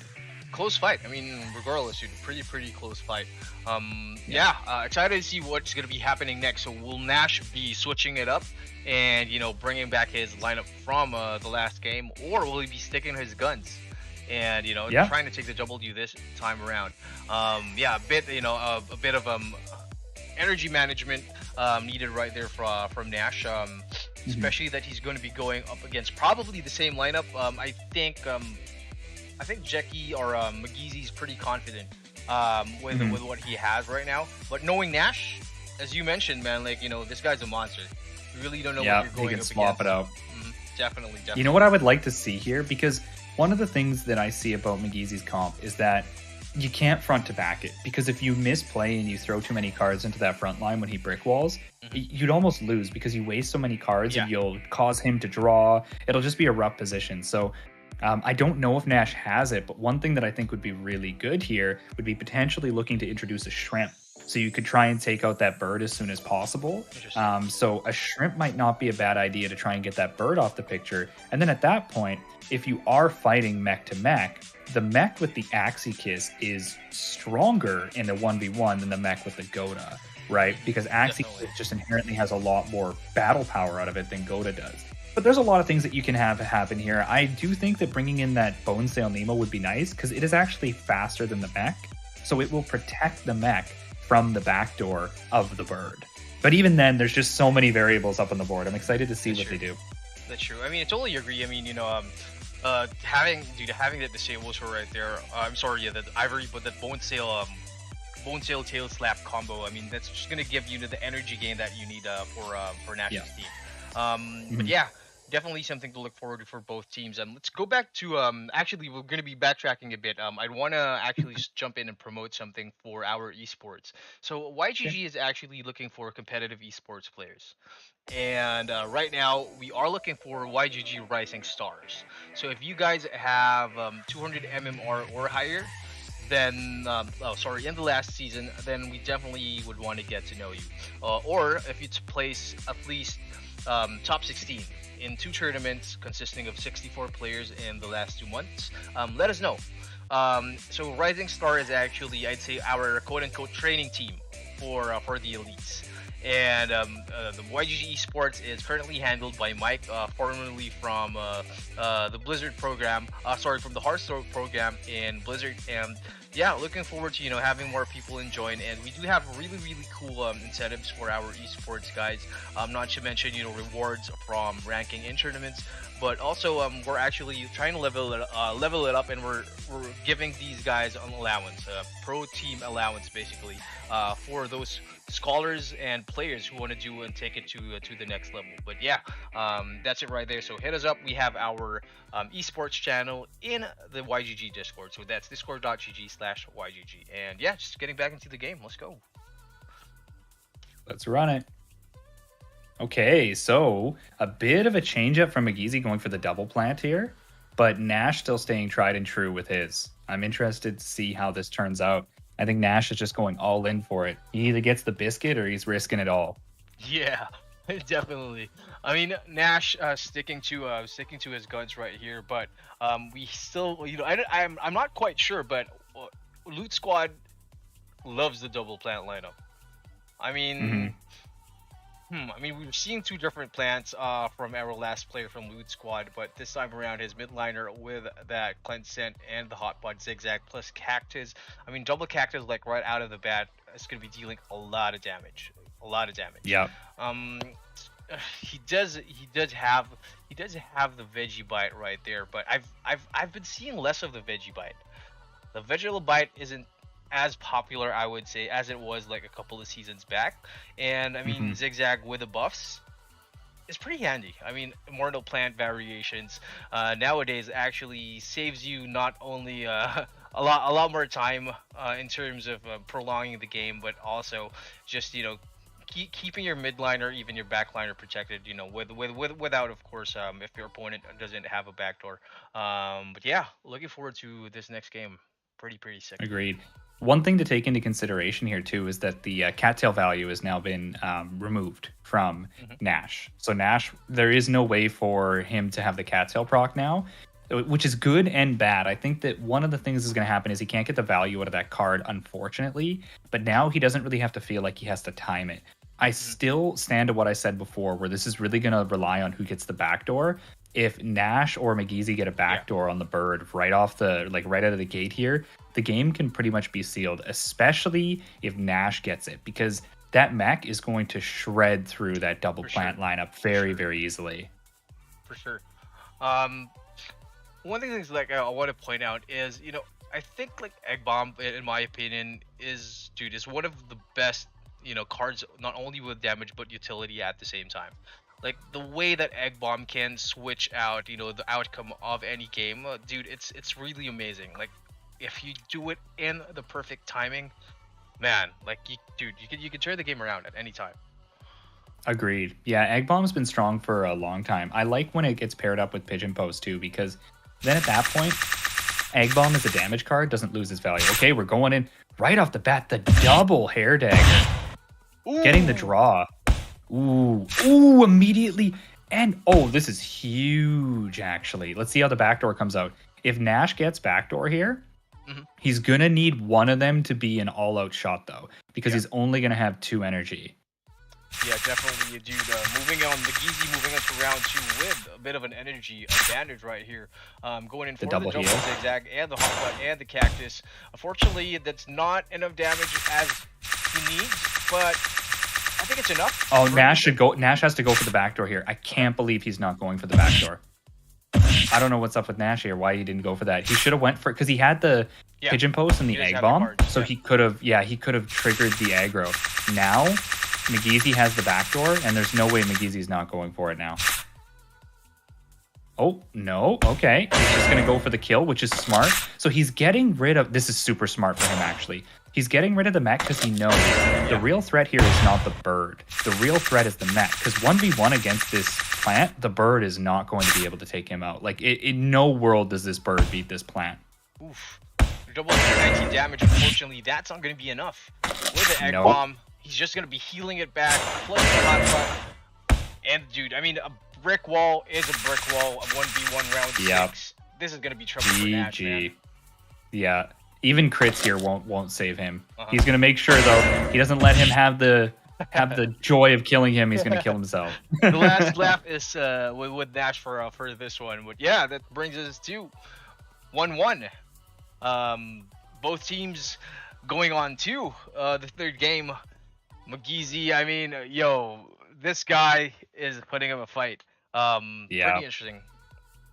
Very well played. I do, as we were mentioning, I think Nash had a bit of a misplay there in that play when he had the dark swoop, the egg bomb, and the pigeon post, and then he had 2 damage cards on the mech. I feel like he could have went for the play there because he had 4 energy. I'm pretty sure he had 4 energy as well, so he could have went for the play, but he chose not to.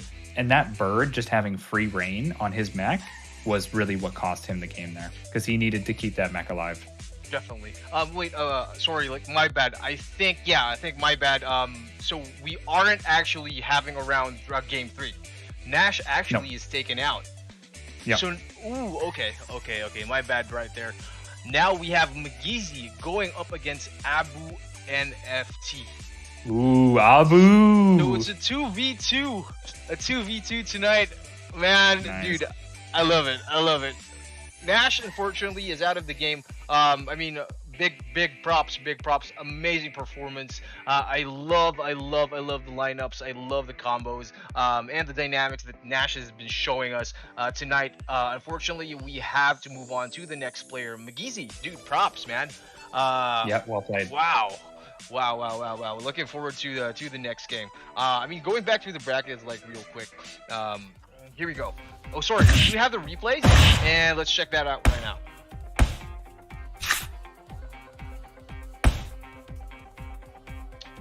Like All right, at this yeah, let's do point, this here.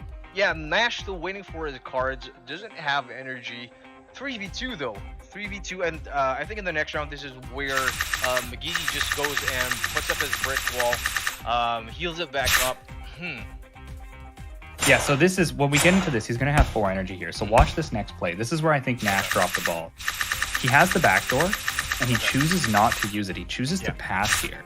But if he had used it, even if Magizi had not used the all-out shot, if he had used that backdoor there, the bird would have been just completely executed. And the nice thing, too, is that if he had done the backdoor, but then also used cards on the mech to make sure that he guarantees the kill, the mech would have been extra shielded against the combo that the plant used on him, and it would have been a completely different game here. So I think that misplay there was what really threw the game for him. I mean, look at this. This is insane. Look at that brick wall. 224 shield, double 119 from the blackmail, all-out shot. I mean, if maybe two of his maybe if the egg ball or the all-out shot or the blackmail did a critical, he might have had a chance. I wouldn't know because he's going first. But No, I don't think so even. Really? Okay. Those plants, they are natural bird killers. I forgot they have the zigzag. Okay. Yeah. I totally agree. That's insane. I mean, I love Nash ending the game right there with the all-out shot. Yeah, I agree. Now, Abu, you know what I'm curious to see here is seeing how Magizi has been playing.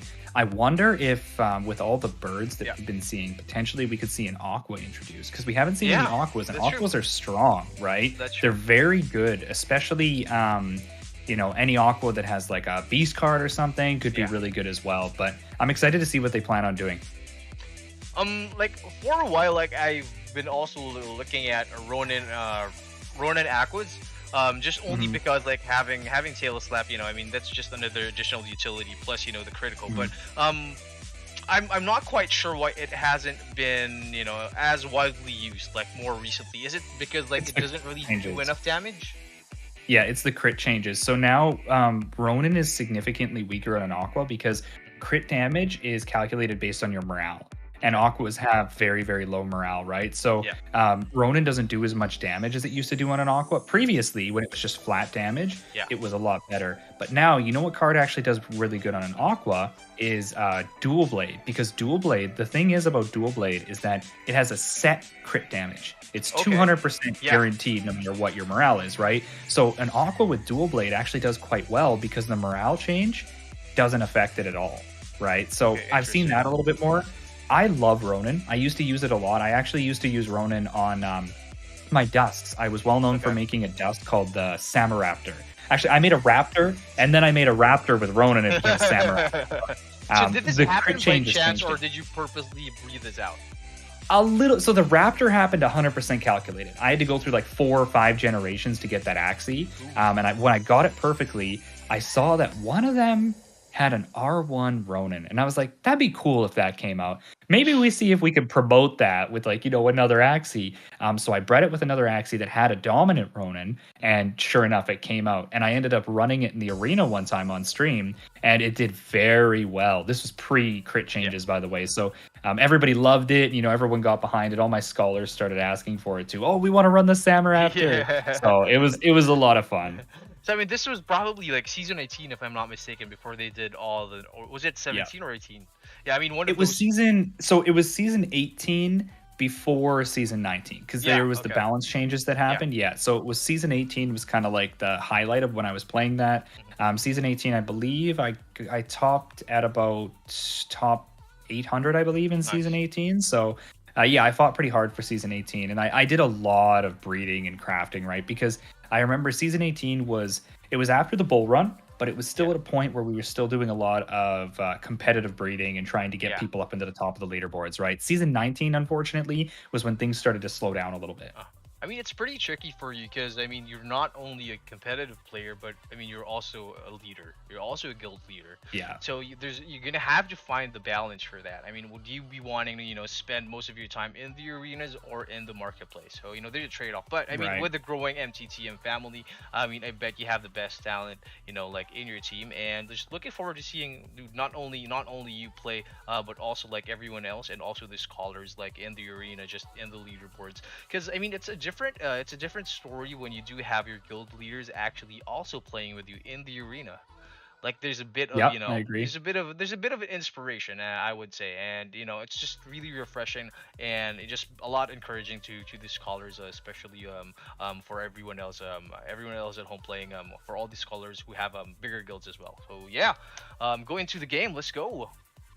Ooh, we see here, first things first, you see my trademark Totoro in the back. Ooh. So you see that mech with the spiky wing instead of the Hero? You mentioned, Yeah, that's it. This thing will shred Fragile. through Does it still do double damage after the next to round? shields. Okay, to shield it, okay. Yeah. So it's really strong. If you use it, it's a 0-cost card. It makes all shields take double damage. It's very strong. But here's the thing. McGeezy has a backdoor on the bird. Abu's mech is his fastest Axie, and he doesn't have any way to protect it. So I think what we're going to see here is we're probably going to see Abu like practically spearheading, trying to get as much value out of his mech as possible early, because the moment McGeezy draws that backdoor, it's lights out for that mech. You're not going to survive a bird combo. Yeah. So for everyone at home, just a bit of a correction. We actually have Abu instead of Nash. So this is Abu's lineup going up against McGeezy. But yeah, totally agree, dude. I mean, pretty interesting. Like Spiky Wing, this is something. I mean, Fragile is a very underrated card in my opinion. It's more of just more people finding out utility and combos for how to use it. But definitely something to look out for in the arena, especially in the higher elo. Here we go. We have Geezy just going in for the damage. Double cactus, not messing around. Those are always Cactus is such a scary card. Definitely. I actually am sad that Cactus used to have that little delay before it like triggered the damage, and that was probably one of the most like anxiety inducing moments of Axie Infinity. Now it happens so quickly, you're just like, all right, it's over with. Peeled it off like a band-aid. I mean, as if the 110 damage isn't enough. Like you still get 20 shield. So if that's if you do it twice, I mean that's still 40 shield, and I mean that pretty much adds something to the earlier rounds. I mean, if you're playing with 3 energy and both of you guys are that aggressive, it's more of how much energy do I keep? How much HP do I keep moving on to the second round? But yeah, as we see, we have Nash going into the third round, if I'm not mistaken, with quite of an energy advantage here. Yep, definitely. I'm excited to see how this turns out. Ooh, there we go. So he drops it. This is really smart. He knows that the damage is probably coming in, so he decides to go for the huge brick wall here, and he gets the double heal off, which is massive. Yep, and now here's the beach. The beach isn't going to kill, but it's still a lot of damage. He's got to make sure that he takes out that frontliner as soon as possible. Like, McGeezy's frontliner in a bit of a trouble here. Down to his 26 HP. Not sure if he's gonna be, if he's gonna be drawing any cards anymore for his frontliner. I think it's gonna be bye-bye for McGeezy in the 4th round. But but we do have his bird and his midliner mech right here, just stacking up on the cards. He still has 2 energy in advantage to Abu. On the other hand, we still have Abu's midliner double spiky wing right there. He's ready. Ooh, this is big. Okay, so he throws out. I see what he did here. So he did decide to throw out the cattail, which is good.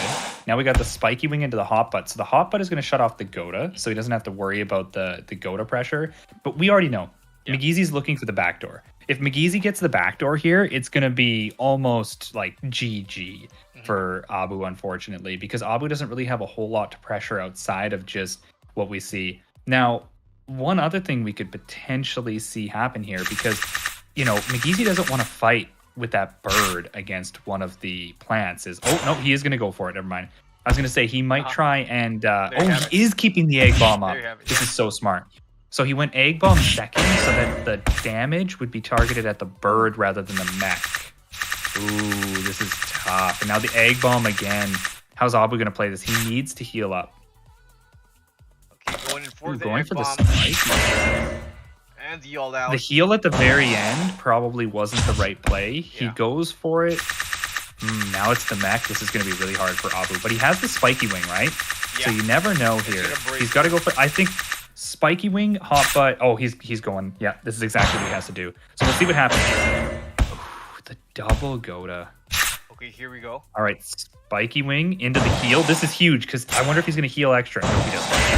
Okay. And then the hot butt. So he shuts it off. He's got another spiky wing. Shut off the mouth, but now McGeezy's drawn everything else outside of it. Okay, so he's just going to keep the mouth shut off, which is smart because it limits the cards that McGeezy can use. But I don't think it matters. At this point in time, it's pretty much, it's over for Abu, I believe. Yeah, Abu. Unfortunately, like 78 HP, no matter what he puts up, I don't think would be enough. Yeah. No, it doesn't matter. There you have it. GG's right there. GG. Wow, GG, I mean, a bit Abu. of a slow pace in round 6, moving on to the last round right there. I mean, the plant versus the mech. Vichiki, what would have you done differently if you were in Abu's place?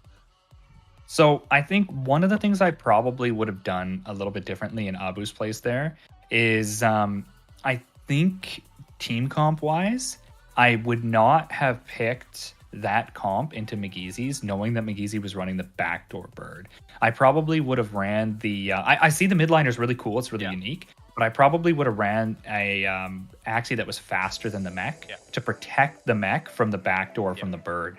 Because having that backdoor threat, not even it happening, but just having the threat was forcing Abu to play cards on his mech without waiting for his combos, right? So you had the Totoro mech is very well known for its combo because you want to throw out that fragile first and then destroy the shield with your damage and move into some of your pressure.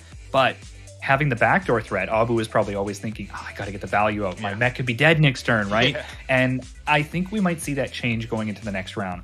I would honestly love to see Abu maybe run something faster, maybe with some energy gen, maybe a Bone Sail Nemo, or even I personally think it would be really nice to maybe run a Shrimp in this comp. I think Shrimp would be really nice too, because then you threaten it. We've been waiting for that Shrimp for a while now. Yeah. And no one has actually pulled it out of the bag. But I mean, I totally agree with you. I mean, what are your thoughts on having the double spiky wing? I mean, I love the card, but having it in your midliner and on your backliner, I'm a bit confused of what he was going for there. Yeah, I think it might have just been a showcase. You never know. Abu could have just bred that plant and been like, we're going to show the world this plant. In which case, like, hey, do your thing, right? But yeah, for sure. I agree. I think double fragile is not effective here. I almost feel like it would have been better to just run that same plant, but with Biden's. It probably would have done a little bit better because it gives you more shield. Biden's gives you 50 shield in comparison to Spiky Wing, which gives you 30. So yeah, I don't think the double fragile was the way to go. I really do think that we might end up seeing... I guarantee you that if he's going to run a similar comp, he's going to run a faster Axie. Yeah. He has to. Whether it be a Shrimp, whether it be a Bone Sail Nemo, Sable Sore, whatever it is, right? But we're going to see a faster Axie in the mid for sure. Totally agree. I mean, on the onset, like, looking at Abu's plan right here, technically he does have enough damage. I mean, dude, wooden stab, he still has Spicy Surprise plus the Fragile. But unfortunately, Makizi's mech isn't kidding around. He's not messing around. He does have enough shield to put up against all the damage that Abu's bringing. I totally get it. I totally get it. I mean, if he didn't have, in my opinion, if he didn't have his backliner with the Fragile, I mean, if this was going up, if this plant was in a different composition, then it totally would have worked. I think he's wasting one of his spiky wings that could have been in place for, I don't know, maybe a damage card or maybe even utility that, you know, would be more useful. But yeah, I mean, regardless, great comps, guys. Like, I love what you guys are showing. It's a 1-0 going up against Abu. Magizi putting on a show, man. Putting on a show. Yeah, Magizi's playing very well for sure. He's very confident in his comp, right? And you can see it by the way that he plays. He waits for his win conditions, he waits for his combos, and if he doesn't get it, he doesn't get really anxious. I've talked about this a lot in my videos when I was doing a lot of strategy and like professional guidance on Axie. I say, look, don't get anxious. Don't try and be like, oh, I have to make a play or, you know, it's over. Wait for your win conditions, play to your win conditions, and if the cards aren't in your favor, there's nothing you can do about that. But that doesn't happen all the time. So if you continue to play to your win conditions, you're going to have your games turn out better more often than not. And shout out to Magizi because he's doing exactly that. Totally agree, 100%. I mean, mind me asking, what is your background in, I mean, with trading card games, or have you ever played in any of the same concepts or same strategies? Where does the game IQ come from? Oh, that's funny that you asked that. Actually, card games, I was more of a physical card game. I loved my Pokemon cards, and actually, I loved Yu-Gi-Oh as well. I was a huge Yu-Gi-Oh player. A little bit of MTG, but I was never deep into it. I only ever played it with my brother. The game IQ, that comes from my League of Legends background. I actually used to be a professional League of Legends player. Okay. So if you know that game, it's very similar to Dota. It's super strategy oriented. So in order to play that game, it was almost like a career. Like, I had to spend multiple days. I would live, eat, sleep, breathe League. Like, I would go to bed watching streams because, like, I just had to have my mind in it. It was crazy, right? So that's definitely where the strategist game IQ comes from. Oh, but I love my card games. I did love physical card games more, though. I tried to get into Hearthstone. One of my friends shilled it to me back when it was really popular. And I don't know, I guess it's just the element of it that I really enjoyed as an old school card game player. It wasn't there. I really enjoy the physical touch of cards. There's something about it. I actually hope one day, Axie will release a deck, like a special deck of all their cards that we can just have. Oh, it's so nice, right? I mean, it's really good to hear, man. Like, especially that you mentioned that your LOL background. It's a bit of a trend, you know, like a lot of guild leaders actually have professional gaming backgrounds, and it's pretty cool to see how it translates. Not necessarily, you know, don't necessarily come from a trading card game professional playing background, but you know, League of Legends is a wholly different story. But you actually, you know, I mean, there are concepts and there are strategies that you can imply. I mean, it's the gaming world is, you know, it's almost interconnected, like with all the concepts and all the. I mean, game IQ is something that you hone, in my opinion, and takes a long time. And bringing your talents to Axie Infinity, you know, that also gives you like I'd say your own spice into the whole guild 100%. System. And yeah, pretty cool to see, and I think that also reflects with your community and with your scholars as well. So I mean, yeah, pretty good fight. And going back to the game, let's go. Ooh, here we go. So there's that Dusk Bone Nemo that we were talking about, right? So now his mech is protected, and this is so big. But one of the things I think is just absolutely amazing here, a slight little change on Makizi's part, is he put the lechon in the middle. Yes, sir. And that actually completely cancels the bone sale. So in a 2v2, Magizi has the upper edge, having that numbing Lacretian. So this is going to be an interesting one. I'm excited to see how this plays out. I think we're going to see really fast play from both sides here, because the win conditions kick in once the front lines are gone. You know what I mean? So it's get that front line out of the way and then start pressuring the mid lines as soon as possible. For sure. I mean, yeah, I've been waiting to see like numbing Lucretian. Like, I mean, this is the first time. We've seen a lot of hot bots. But yeah, I can't wait to see this in game in action. We still have Abu's spiky wing right there. Yet to see the true power. And I mean, maybe we're just missing out on the combos on the card draws from Abu. But I'd love to see it. I'd love to get everyone else to see. Like the true hidden power of Spike Ewing. Fragile, Spike Ewing, yeah. underestimated, huge potential. Definitely would recommend a lot of people to try the theory craft around it. But yeah, exciting. It's tough. The one thing about Fragile that makes it really hard to theory craft around is that its stat value is not really synergistic to a lot of builds because it's a bug card, right? Exactly, so I mean, in a mech's case, it does give morale, which is nice. However, it doesn't give any speed, right? So a lot of Axies prioritize speed, and the Spiky Wing not giving any speed is actually one of the hardest points of trying to fit it into a build. There's a bit of a trade-off that's happening right there. Yeah. I mean, maybe like the zero cost, like that's the advantage. But yeah, I mean, at the end of the day, unless maybe you're running maybe a pseudo bug deck, then I still have yet to see like the perfect execution of exactly of a Spike Ewing in a lineup like this. Yeah, I agree. So what we saw here is really interesting, actually. I like that Abu decided he's not pressured with the backdoor because obviously McGeezy chose for the Peacemaker Balloon Bird, which is a smart choice on his part. But Abu decided to wait, right? He's just waiting. He knows I want him to wait for his combo here because if he does and he gets that combo off, it could be absolutely like game changing. One of the things that he can do, which is really interesting when you mix Spiky Wing with Arco, is that you can actually Arco to speed up faster than your mid laner, and then Spiky Wing the next round in order to amplify the damage of a different Axie that has cards to draw. So we might see that coming out from Abu, actually, where he maybe uses the Arco to try and amplify the damage coming out of the Bone Sail Nemo. And yeah, there you have it. We have Abu's backliner mech with speed buff going into round 4. He does have one energy advantage, but if you do look at these midliner, we're still actually waiting cards for too. numbing Lucretian. Has he drawn it? Oh, look it's exactly like I said there when I was talking about using the Spiky Wing. He has used it once. So he used the numbing Lucretian on the frontliner on round 2, I believe. So it did shut down the frontliner. Unfortunately for Abu, he didn't get his Cattail. Cattail would have been really nice there because he had the full combo coming out. Ooh, this is big. So smart of Abu to get his tail slap off. He needs to do that. However, I think this part of throwing cards into the midliner was a little bit of an overplay from him because he knows that the midliner is going to brick wall here. So there isn't really any point in using the cards. He should have just saved them. Oh, and all the cards got drawn onto his... Ooh, this is not good. Ooh, that should be last stand, though.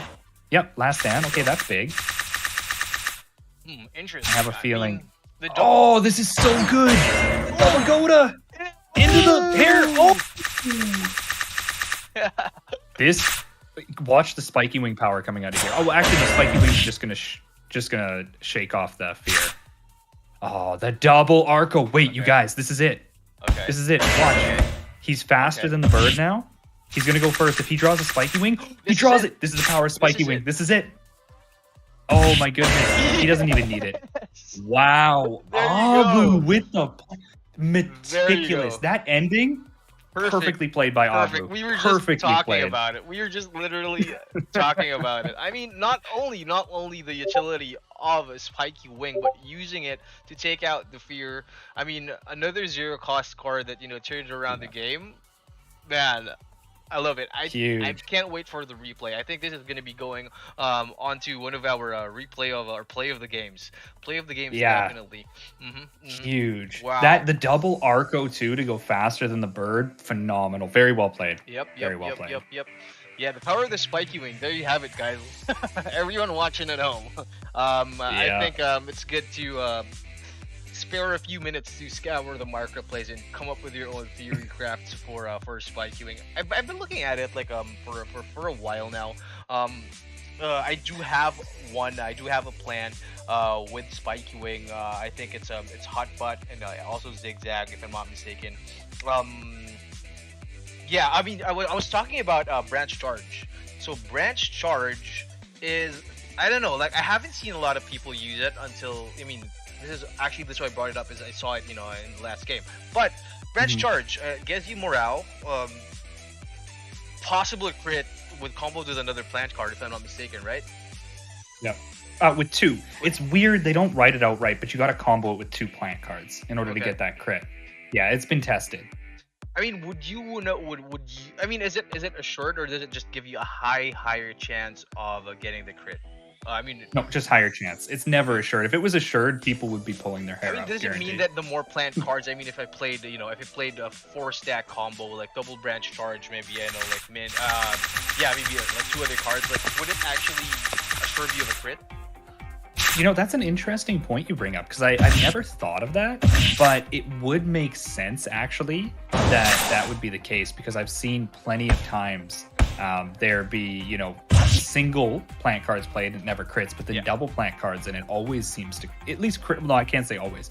It crits much more often. So maybe people after testing it just came to that conclusion that it has to be 2, but it could just be that it increases the chance. Oh, here we go. Okay, we're getting close to the play. I want everybody to enjoy this. This is going to be great.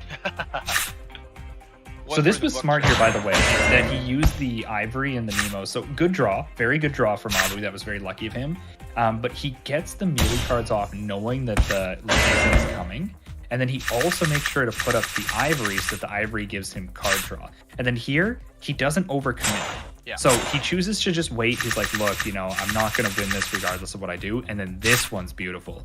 The double piercing is absolutely vital here. If he hadn't gotten it, then McGeezy would have had enough energy to one-shot him here. And now this draw was because he not only got the spiky wing again to shake the fear, he got the double Arco. Oh, beautiful. And then to finish it off here, he doesn't even need to throw the spiky wing first. He's like, look, this game is as good as over. Finishes him with the headbutt. Yeah, dude. Beautiful play right there from Abu. A bit of a crazy exposition with the power of his spiky wing mech. Yeah, it's a 1-1, and we are gonna be finding out who will be moving on to the 3rd game after this. I'm excited. Yes, sir. This is 2 times we've had it go to a game 3. Yeah, I'm sure that there's a lot of sweeps you guys experience. So like this has been very fleshed out. More games to enjoy. To be honest, we've had 2 sweeps out of, so we're in episode 7 right now. We've had 2 sweeps out of the 7 episodes. So, but I mean, to be honest, like all the other 5 games, maybe. I mean, we'd expect the show to maybe last around like 2 hours maximum. There are times we reach like 2 hour 30, even 3 hours. Maybe just because like of the format that we're doing it. I mean, there are tournaments that host maybe the finals in 3 hours, but this time around it's taking a bit more long. But I'm loving the engagement. I'm loving. Shout out to everyone in the community. Shout out everyone in the chat. But yeah, I mean, talking about it. So actually, we are gonna be giving out YGG merch package to the guys who we're gonna be picking. We're gonna be picking one lucky winner for every episode, who will be sharing the stream on their public profile. So whether it be Twitter, whether it be Facebook, so all you need to do is share the stream. And yeah, we're gonna be picking. Moving on to round 2, our moderators will be looking at all of those who shared, all of those who tweeted, and yeah, we will be picking the winners, and we will be announcing them as we enter round 2. So that's gonna be including like a YGG cap, a YGG mug, a YGG mouse mat, and also YGG sling bag. But for you, on the other hand, nice. Guru, we are gonna be sending you a YGG swag box. So that's gonna Oh, be what? including Nice. the YGG bomber jacket. So yeah, looking forward to have that sent over. Yeah, special thanks so for being a being our honored guest for tonight, our official shoutcaster. But I mean, yeah, I mean, based on your experience, like Guru, have you always been into shoutcasting for Axie Infinity tournaments? Oh, I loved it. I remember, I think the very first time I ever did a shoutcast, it was with Mystic Scholars, actually. That's who it was with. Yeah, he used to run his Mystic Scholar showdowns, Yeah. where he would do the Scholar showdowns, and it was really cool. I loved watching him do it, and me and him, we connected some random time when he showed up in a voice chat, and I was going off on a tangent, and he chimed in. I'm sure if you guys know of Mystic, you know he's a very intelligent guy. He chimed in, he said, "Hey, you seem like a smart guy. I'd like to talk to you." And I was like, all right. Then we kind of connected right away. And he asked me if I wanted to come and showcast. I said, yeah, of course. I love this chat. I love to speak, right? And I think at that point was when I realized I love it, right? I love analyzing it. I love talking about it. I Yeah. love watching it, It right? I comes- love watching people play. I was just gonna say, I mean, it comes like very, very naturally, and it really like reflects on stream, and I mean, as everyone's saying like in the chat. But I mean, yeah, I mean, looking forward to having you join more, more competitions, more tournaments. I mean, not only as a player, but definitely as a shoutcaster. I mean, if it's only possible to be able to shoutcast and play at the same time, I think you should do it, man. Oh my goodness. I did it. I'll show you a video of me doing No it. way. I did it. All right, so we're bringing it. I like this. I think this is honestly really good from both sides. So we see the swap around from McGeezy now, foregoing the numbing Lucretian, because it's kind of cheese, right? Like sometimes it works, sometimes it doesn't. Instead, he's going to be putting the mech in the middle, which he's already showed he's comfortable with, and it has extra damage against the Dusk. So we're going to see a lot more type advantage coming out of the mech going into the Dusk. This could be a very, very interesting one. I'm excited to see who takes this one. I think this is going to be a long or very short game coming out of these two. There's going to be no in between for sure.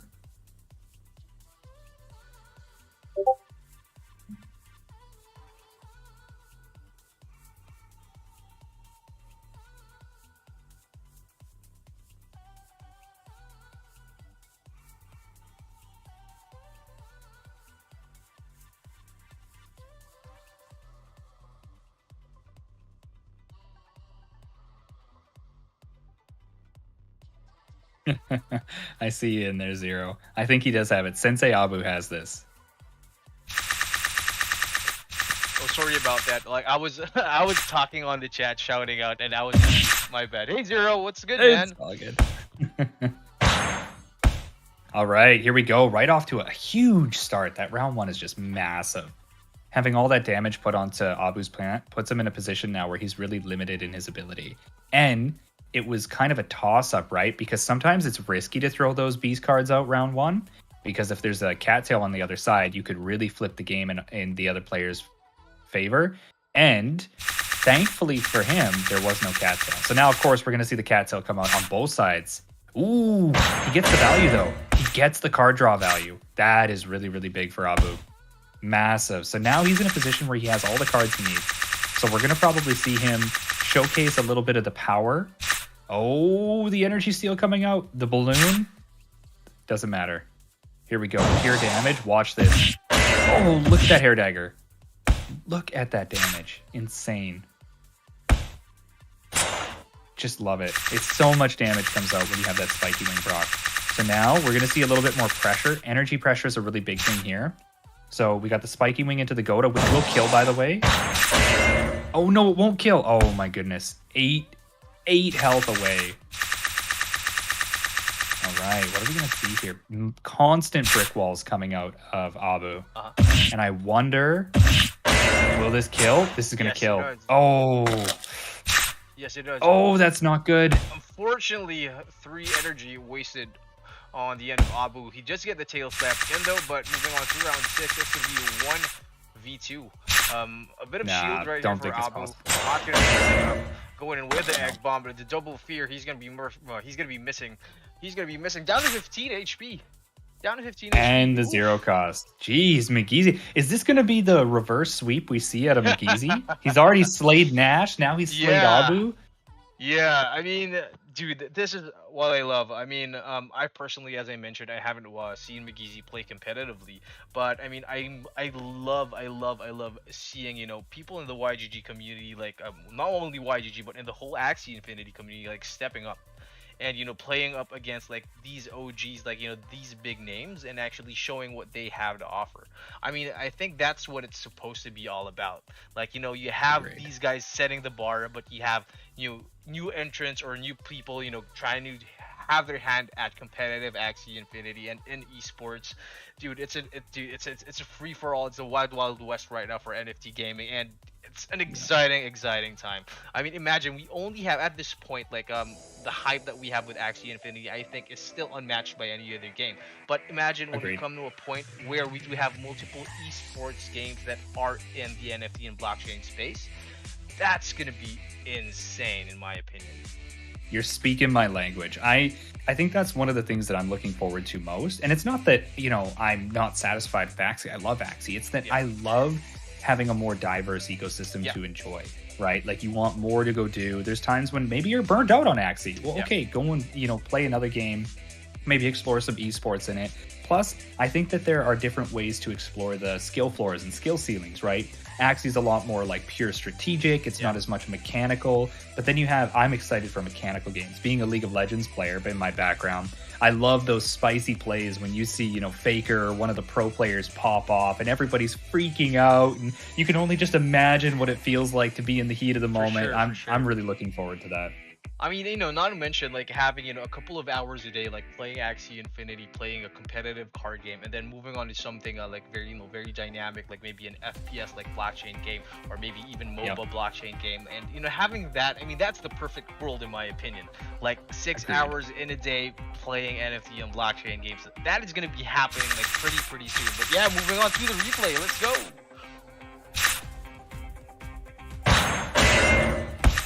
Huge start came out of McGeezy here. Such a big start, actually. Look at this card stack, though. The card stack, perfectly timed. Yep. I think one thing we saw here, which may have been a bit of a misplay from Abu, is that he prioritized getting the spiky wing off. And I understand why he wants to do that, but I feel like the better play, because he has so much energy, so many cards, would have been to guarantee the kill on the front line. So I would have actually personally played on both the mech and the dusk and just saved the spiky wings. True. And if he could have taken that frontliner out in that play, and this too was so unfortunate, right? Yeah. Just so unfortunate. Wasted a lot of energy there. Wasted a turn basically. I mean, that frontliner was supposed. It's round 5, and I mean he should have been out in round 2. He played his cards right. Agreed completely. Not to mention the fact that if he had taken him out, like even if he had played an Arco instead and it had killed that plant, it would have put him in last stand. It wouldn't have killed him, by the way. But even still, if he had got that chomp off on the mech, he would have been in a much better position because the mech would have been chomped. It's just a little bit of an unfortunate, maybe a bit of, you know what this might be a reflection of? Abu has been very busy with MTTM and like scholarship management work. He just might not be playing as many hours, and that could have just been a slight misjudgment on playing the cards in the right way and getting that damage value off. I totally agree. I mean, like there's, as I mentioned, like there's always going to be a trade-off, because I mean, at the end of the day, like Axie Infinity gets skill-based, and how do you develop your skills is putting more time in, right? On the other hand, like we do have competitive managers and players, which I think is very crucial, as I mentioned earlier, because not only are you adding value to the scholars that you have, but you yourself are participating in the competitive scene, like, and also like in the competitive community. And I mean, it's a tough, it's a tough nut to handle, but props to these guys just pushing day in and day out, regardless of all the responsibilities and challenges that they have to put in, and the time, of course. But yeah, we have MTTM down to their last player, McGeezy. Wow, what a show, dude. What a show from Loot Squad right there. We still have XLR waiting in the background, but yeah, I mean, you mentioned, is this the sweep that we are waiting for, or will KIR, or how do you say it? Is it K1R? It's Kerr, yeah. Kerr. Okay, sorry. Let me just say, this is final boss moment, because Kerr is strong. I've fought him plenty of times, and he has defeated me time and time again. So, I mean, we've gone back and forth. I beat This him a is- few times too, but yeah, this is the final boss. I think this is what you've been waiting for. So here we go. Let's check it Yeah. out. All right, what do we got coming up? There you There's have the it. shrimp. There you have it. You know what's funny is that is the exact shrimp that I run to. Okay. Like even the color, I like it white. But one of the reasons why this shrimp is really good, and a lot of people don't catch this actually, is the fact that it has bird ears. So the bird ears are going to give this shrimp initiative over a pure aqua shrimp because it has 1 less HP and 1 extra morale because of the part stats, and that makes it higher up on the initiative board. So if it ever went up against another pure aqua, this would technically go first, which is actually quite vital when you're playing something like a Interesting. shrimp, which is an assassin. Interesting. Pretty interesting. I mean, you know, like shrimp in itself, though, with not that much damage, but in its utility, dude, like especially if you're gonna be trying to take out the bird, pretty useful. You need 4 energy. I mean, in this case, the bird will be having his full HP, but in cases that you know it's an all-out bird, 2-3 cards maybe would even do the job. Shrimp, I mean, I think we're gonna be seeing some action right here from Kurt. So you know what's the actual like min-maxing part of the shrimp here? If you look at his shrimp has all 120 damage cards.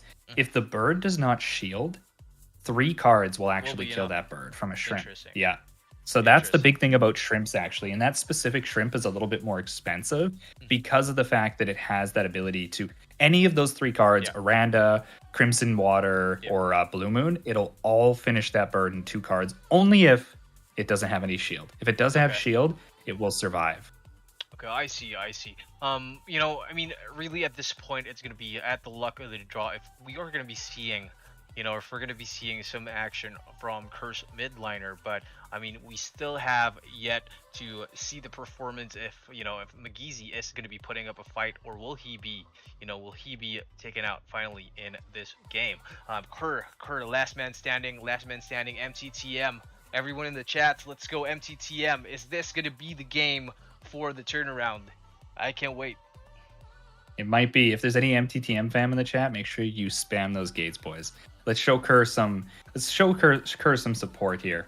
Yeah, I mean, mind me asking before we jump, like real quick. So, what does actually MTTM stand for? MTTM stands for Method to the Mythos. That is the name. And mythos is not mythos as in mythology. By the way, there's another meaning for mythos, which means secretive practices, beliefs, and arts. Interesting. And if there's one thing we're doing here in the metaverse, it's being very involved in these secretive practices and arts because the world doesn't know about it, right? So, I mean, esports in itself is an art. Like, I mean, yeah. Challenge me, but I mean, I'd stick to my guns right there. I mean, it's a whole different world that, you know, I mean, it's a craft. It's a craft in my opinion. I agree completely. What an interesting round 1, by the way. Just the single cattail that comes out of Kerr. He's not going to let that. He's seen probably that McGeezy is very commonly playing early, so he throws the cattail out, which I think was smart. But thankfully for McGeezy in this specific case, he didn't have the cards to play early, so he chose not to. Here we have it. He's not messing around. He's going all in for that bird. McGeezy Eating him for no cards to breakfast. play. Ooh, Nope. this is it. Ooh, Yep, 1 there we go. HP. Oh, you want to know what it is?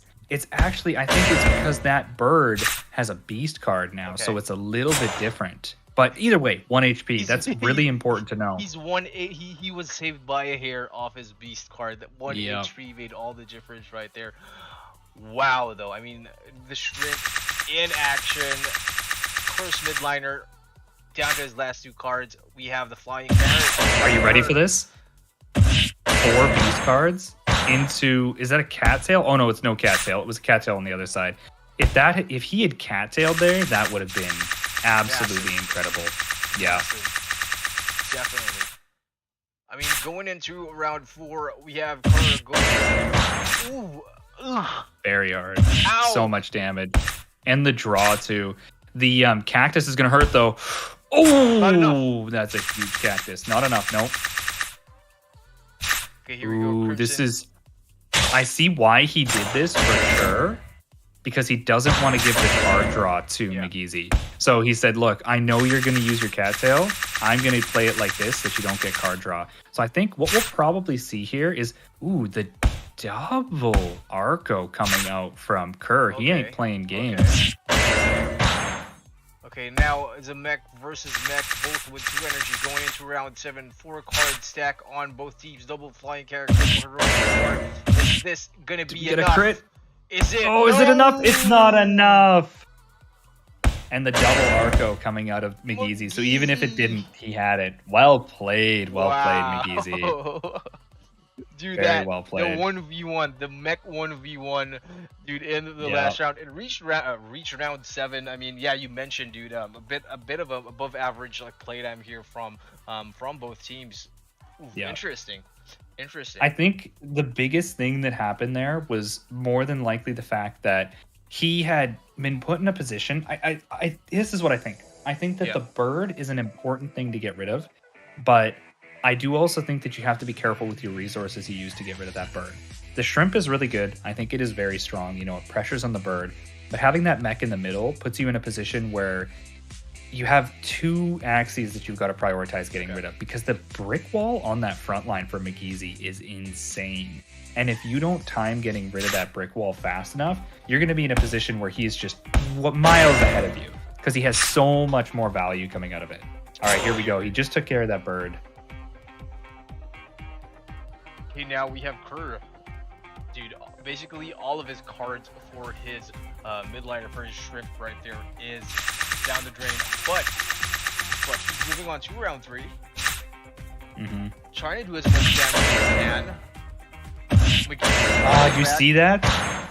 He didn't have the cattail, but when he used the hair dagger, he drew a cattail. If he had drawn a cattail there, I think this game would have been much different.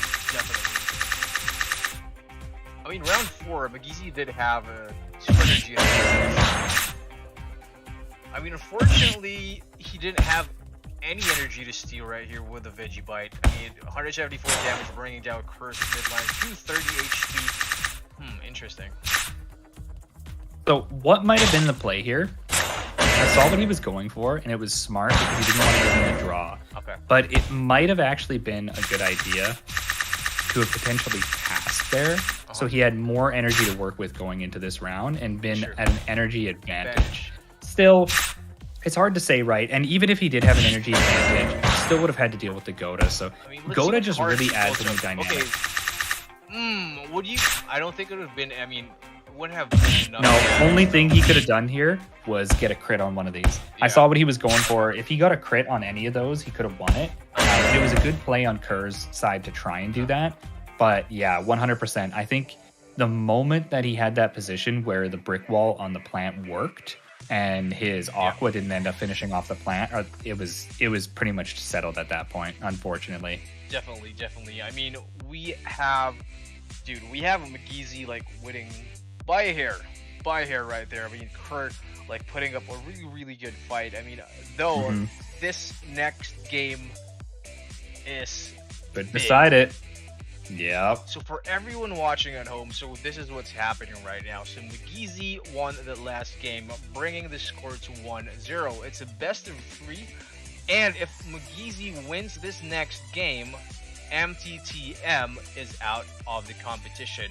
There is a huge responsibility and huge pressure on Kurt's play right now.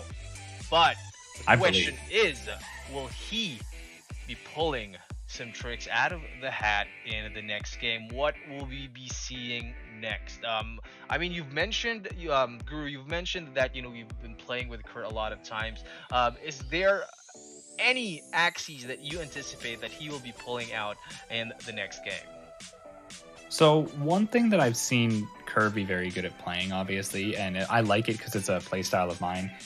He is good at playing Tri-Spikes, so we could potentially see a Tri-Spiker come out.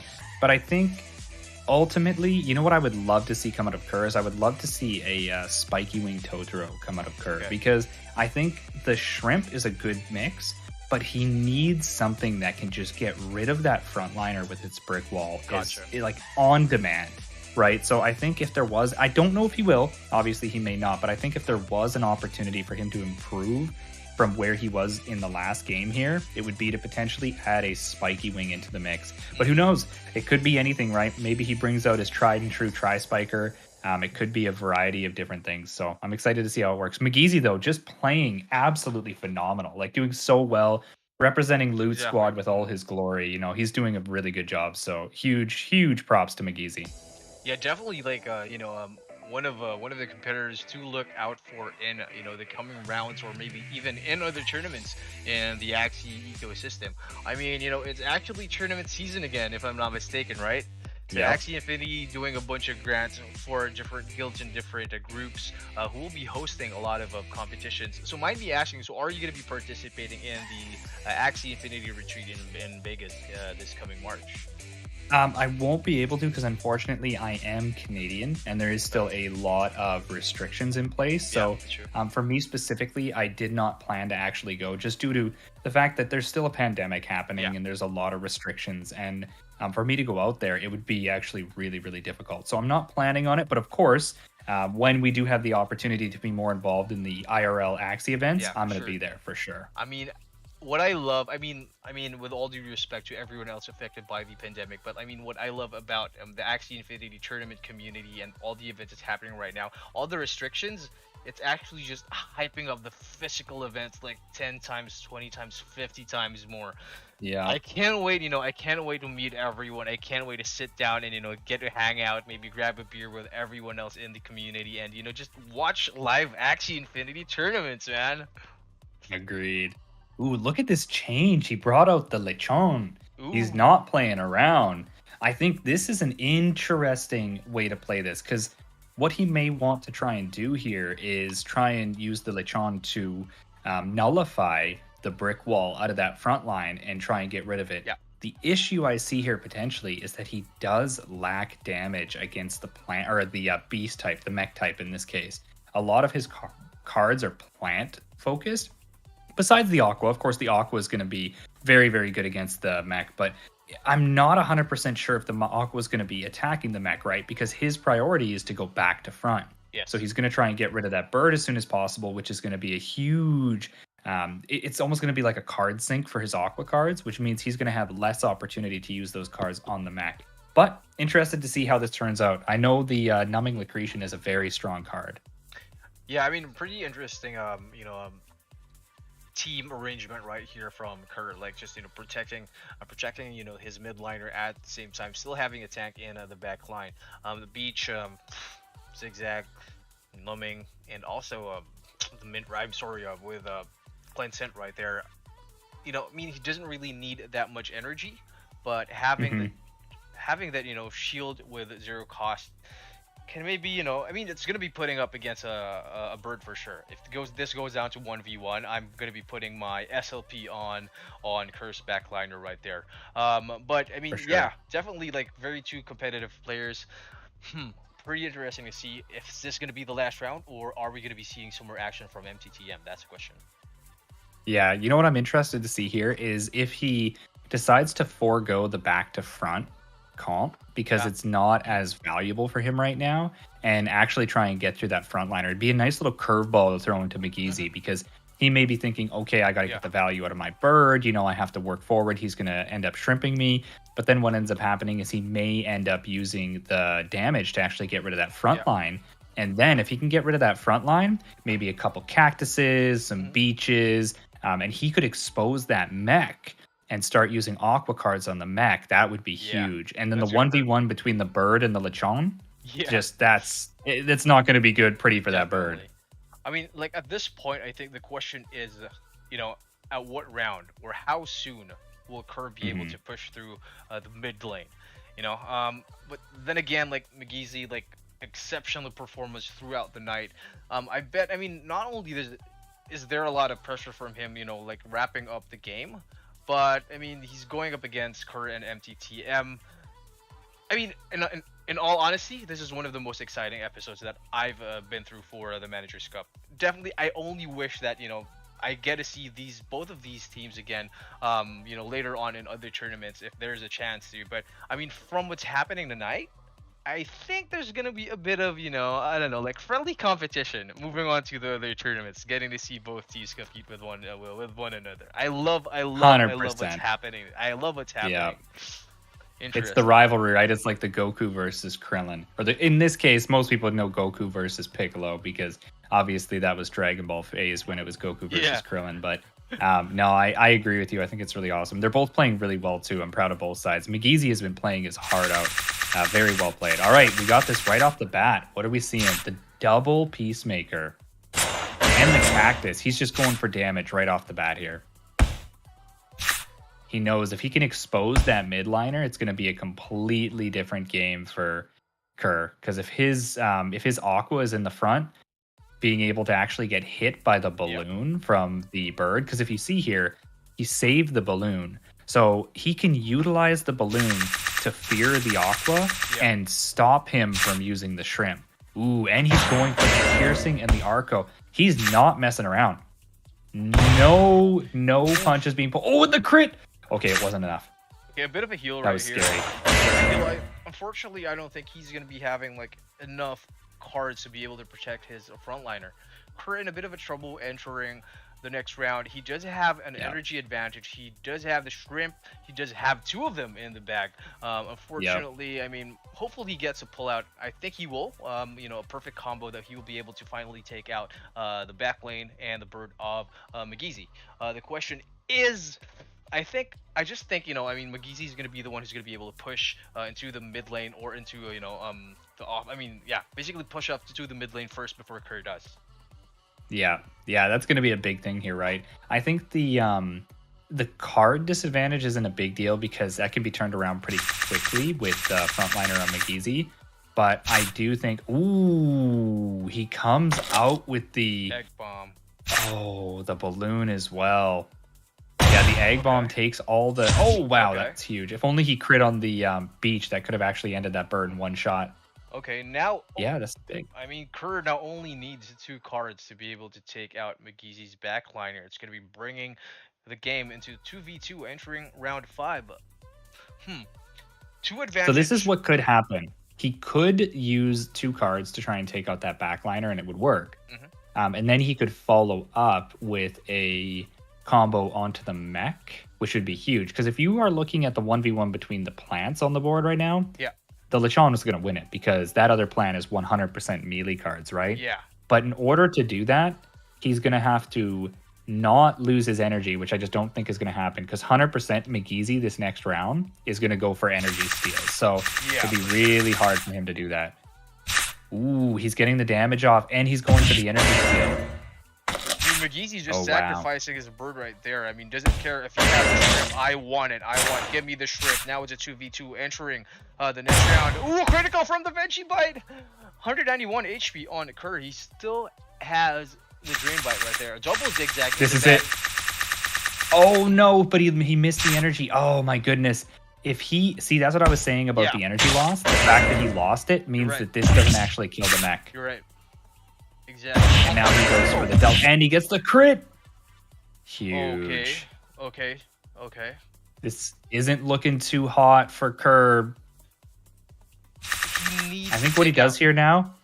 Yeah, I wouldn't have even used the heal here from Kerr. I just don't think it was necessary. I probably would have just gone for the single Lechon because now he's gonna have a huge combo put in on him. I mean, all he needs to do is just pass around, and I mean he's gonna have to push through the mid lane, and this is what we've been talking about. That was his first. I mean, in our opinion, in our point of view, that was his first objective to be able to push through the mid lane of McGeezy. But it's the exact opposite what happened. Now he has to go through that frontliner before he gets to destroy the damager.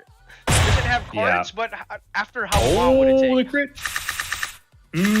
Only 3 cards drawn from the. Oh, this is interesting. He has enough brick wall to survive this, but now at this point, there's almost no chance that he doesn't draw all his cards next round, and there's no way that Kerr is going to be able to survive it. And he does have the energy as well.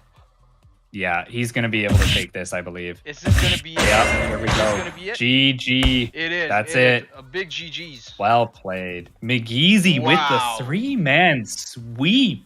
I don't know if Wow. you're listening to this, Loot Squad, but if you are seeing this video, you need to give that man a raise. Wow. He played very well. He did. Huge congrats, Indeed, McGeezy. indeed. Wow. I mean, whew, big congratulations to both teams. I mean, we have Loot Squad moving on to the next round. MTTM unfortunately has dropped from the competition, but regardless, what an amazing night. This is what I love about Axie Infinity Esports. And dude, I just want to see more. I can't wait. I can't wait to see MTTM in more action. I can't wait to see Loot Squad in another tournament with both these guys, McGeezy, Nash definitely, and Abu and Kerr. Oof. I mean, XLR didn't get to play. I wonder what he has. I mean, I'm pretty intimidated by with his Axie profile picture right there. But I mean, for tonight, it's a 2-0. Moving on. I mean, it's a 2-0 for McGeezy against Kerr, and unfortunately, the whole team of MTTM is taken out, and we are going to be moving on with our winners for tonight. So big congratulations. And yeah, looking forward to seeing everyone onto the next episode. Yeah, we will be just doing a few more slides right here. And again, I'd like to thank everyone who's tuned in tonight. Special shout out to Axie Alerts PH, who is our co-presenter, like the biggest Axie Infinity community and Facebook page in the Philippines with over 1 million followers to date. So shout out everyone from the Axie Alerts PH community. A follow, definitely follow at NFT Guru, and make sure to drop some YGG and Axie Philippines love right there. Wonderful. And hey, huge shout out to you guys as well. You know, thanks for having us in here. I Sure. really appreciate it.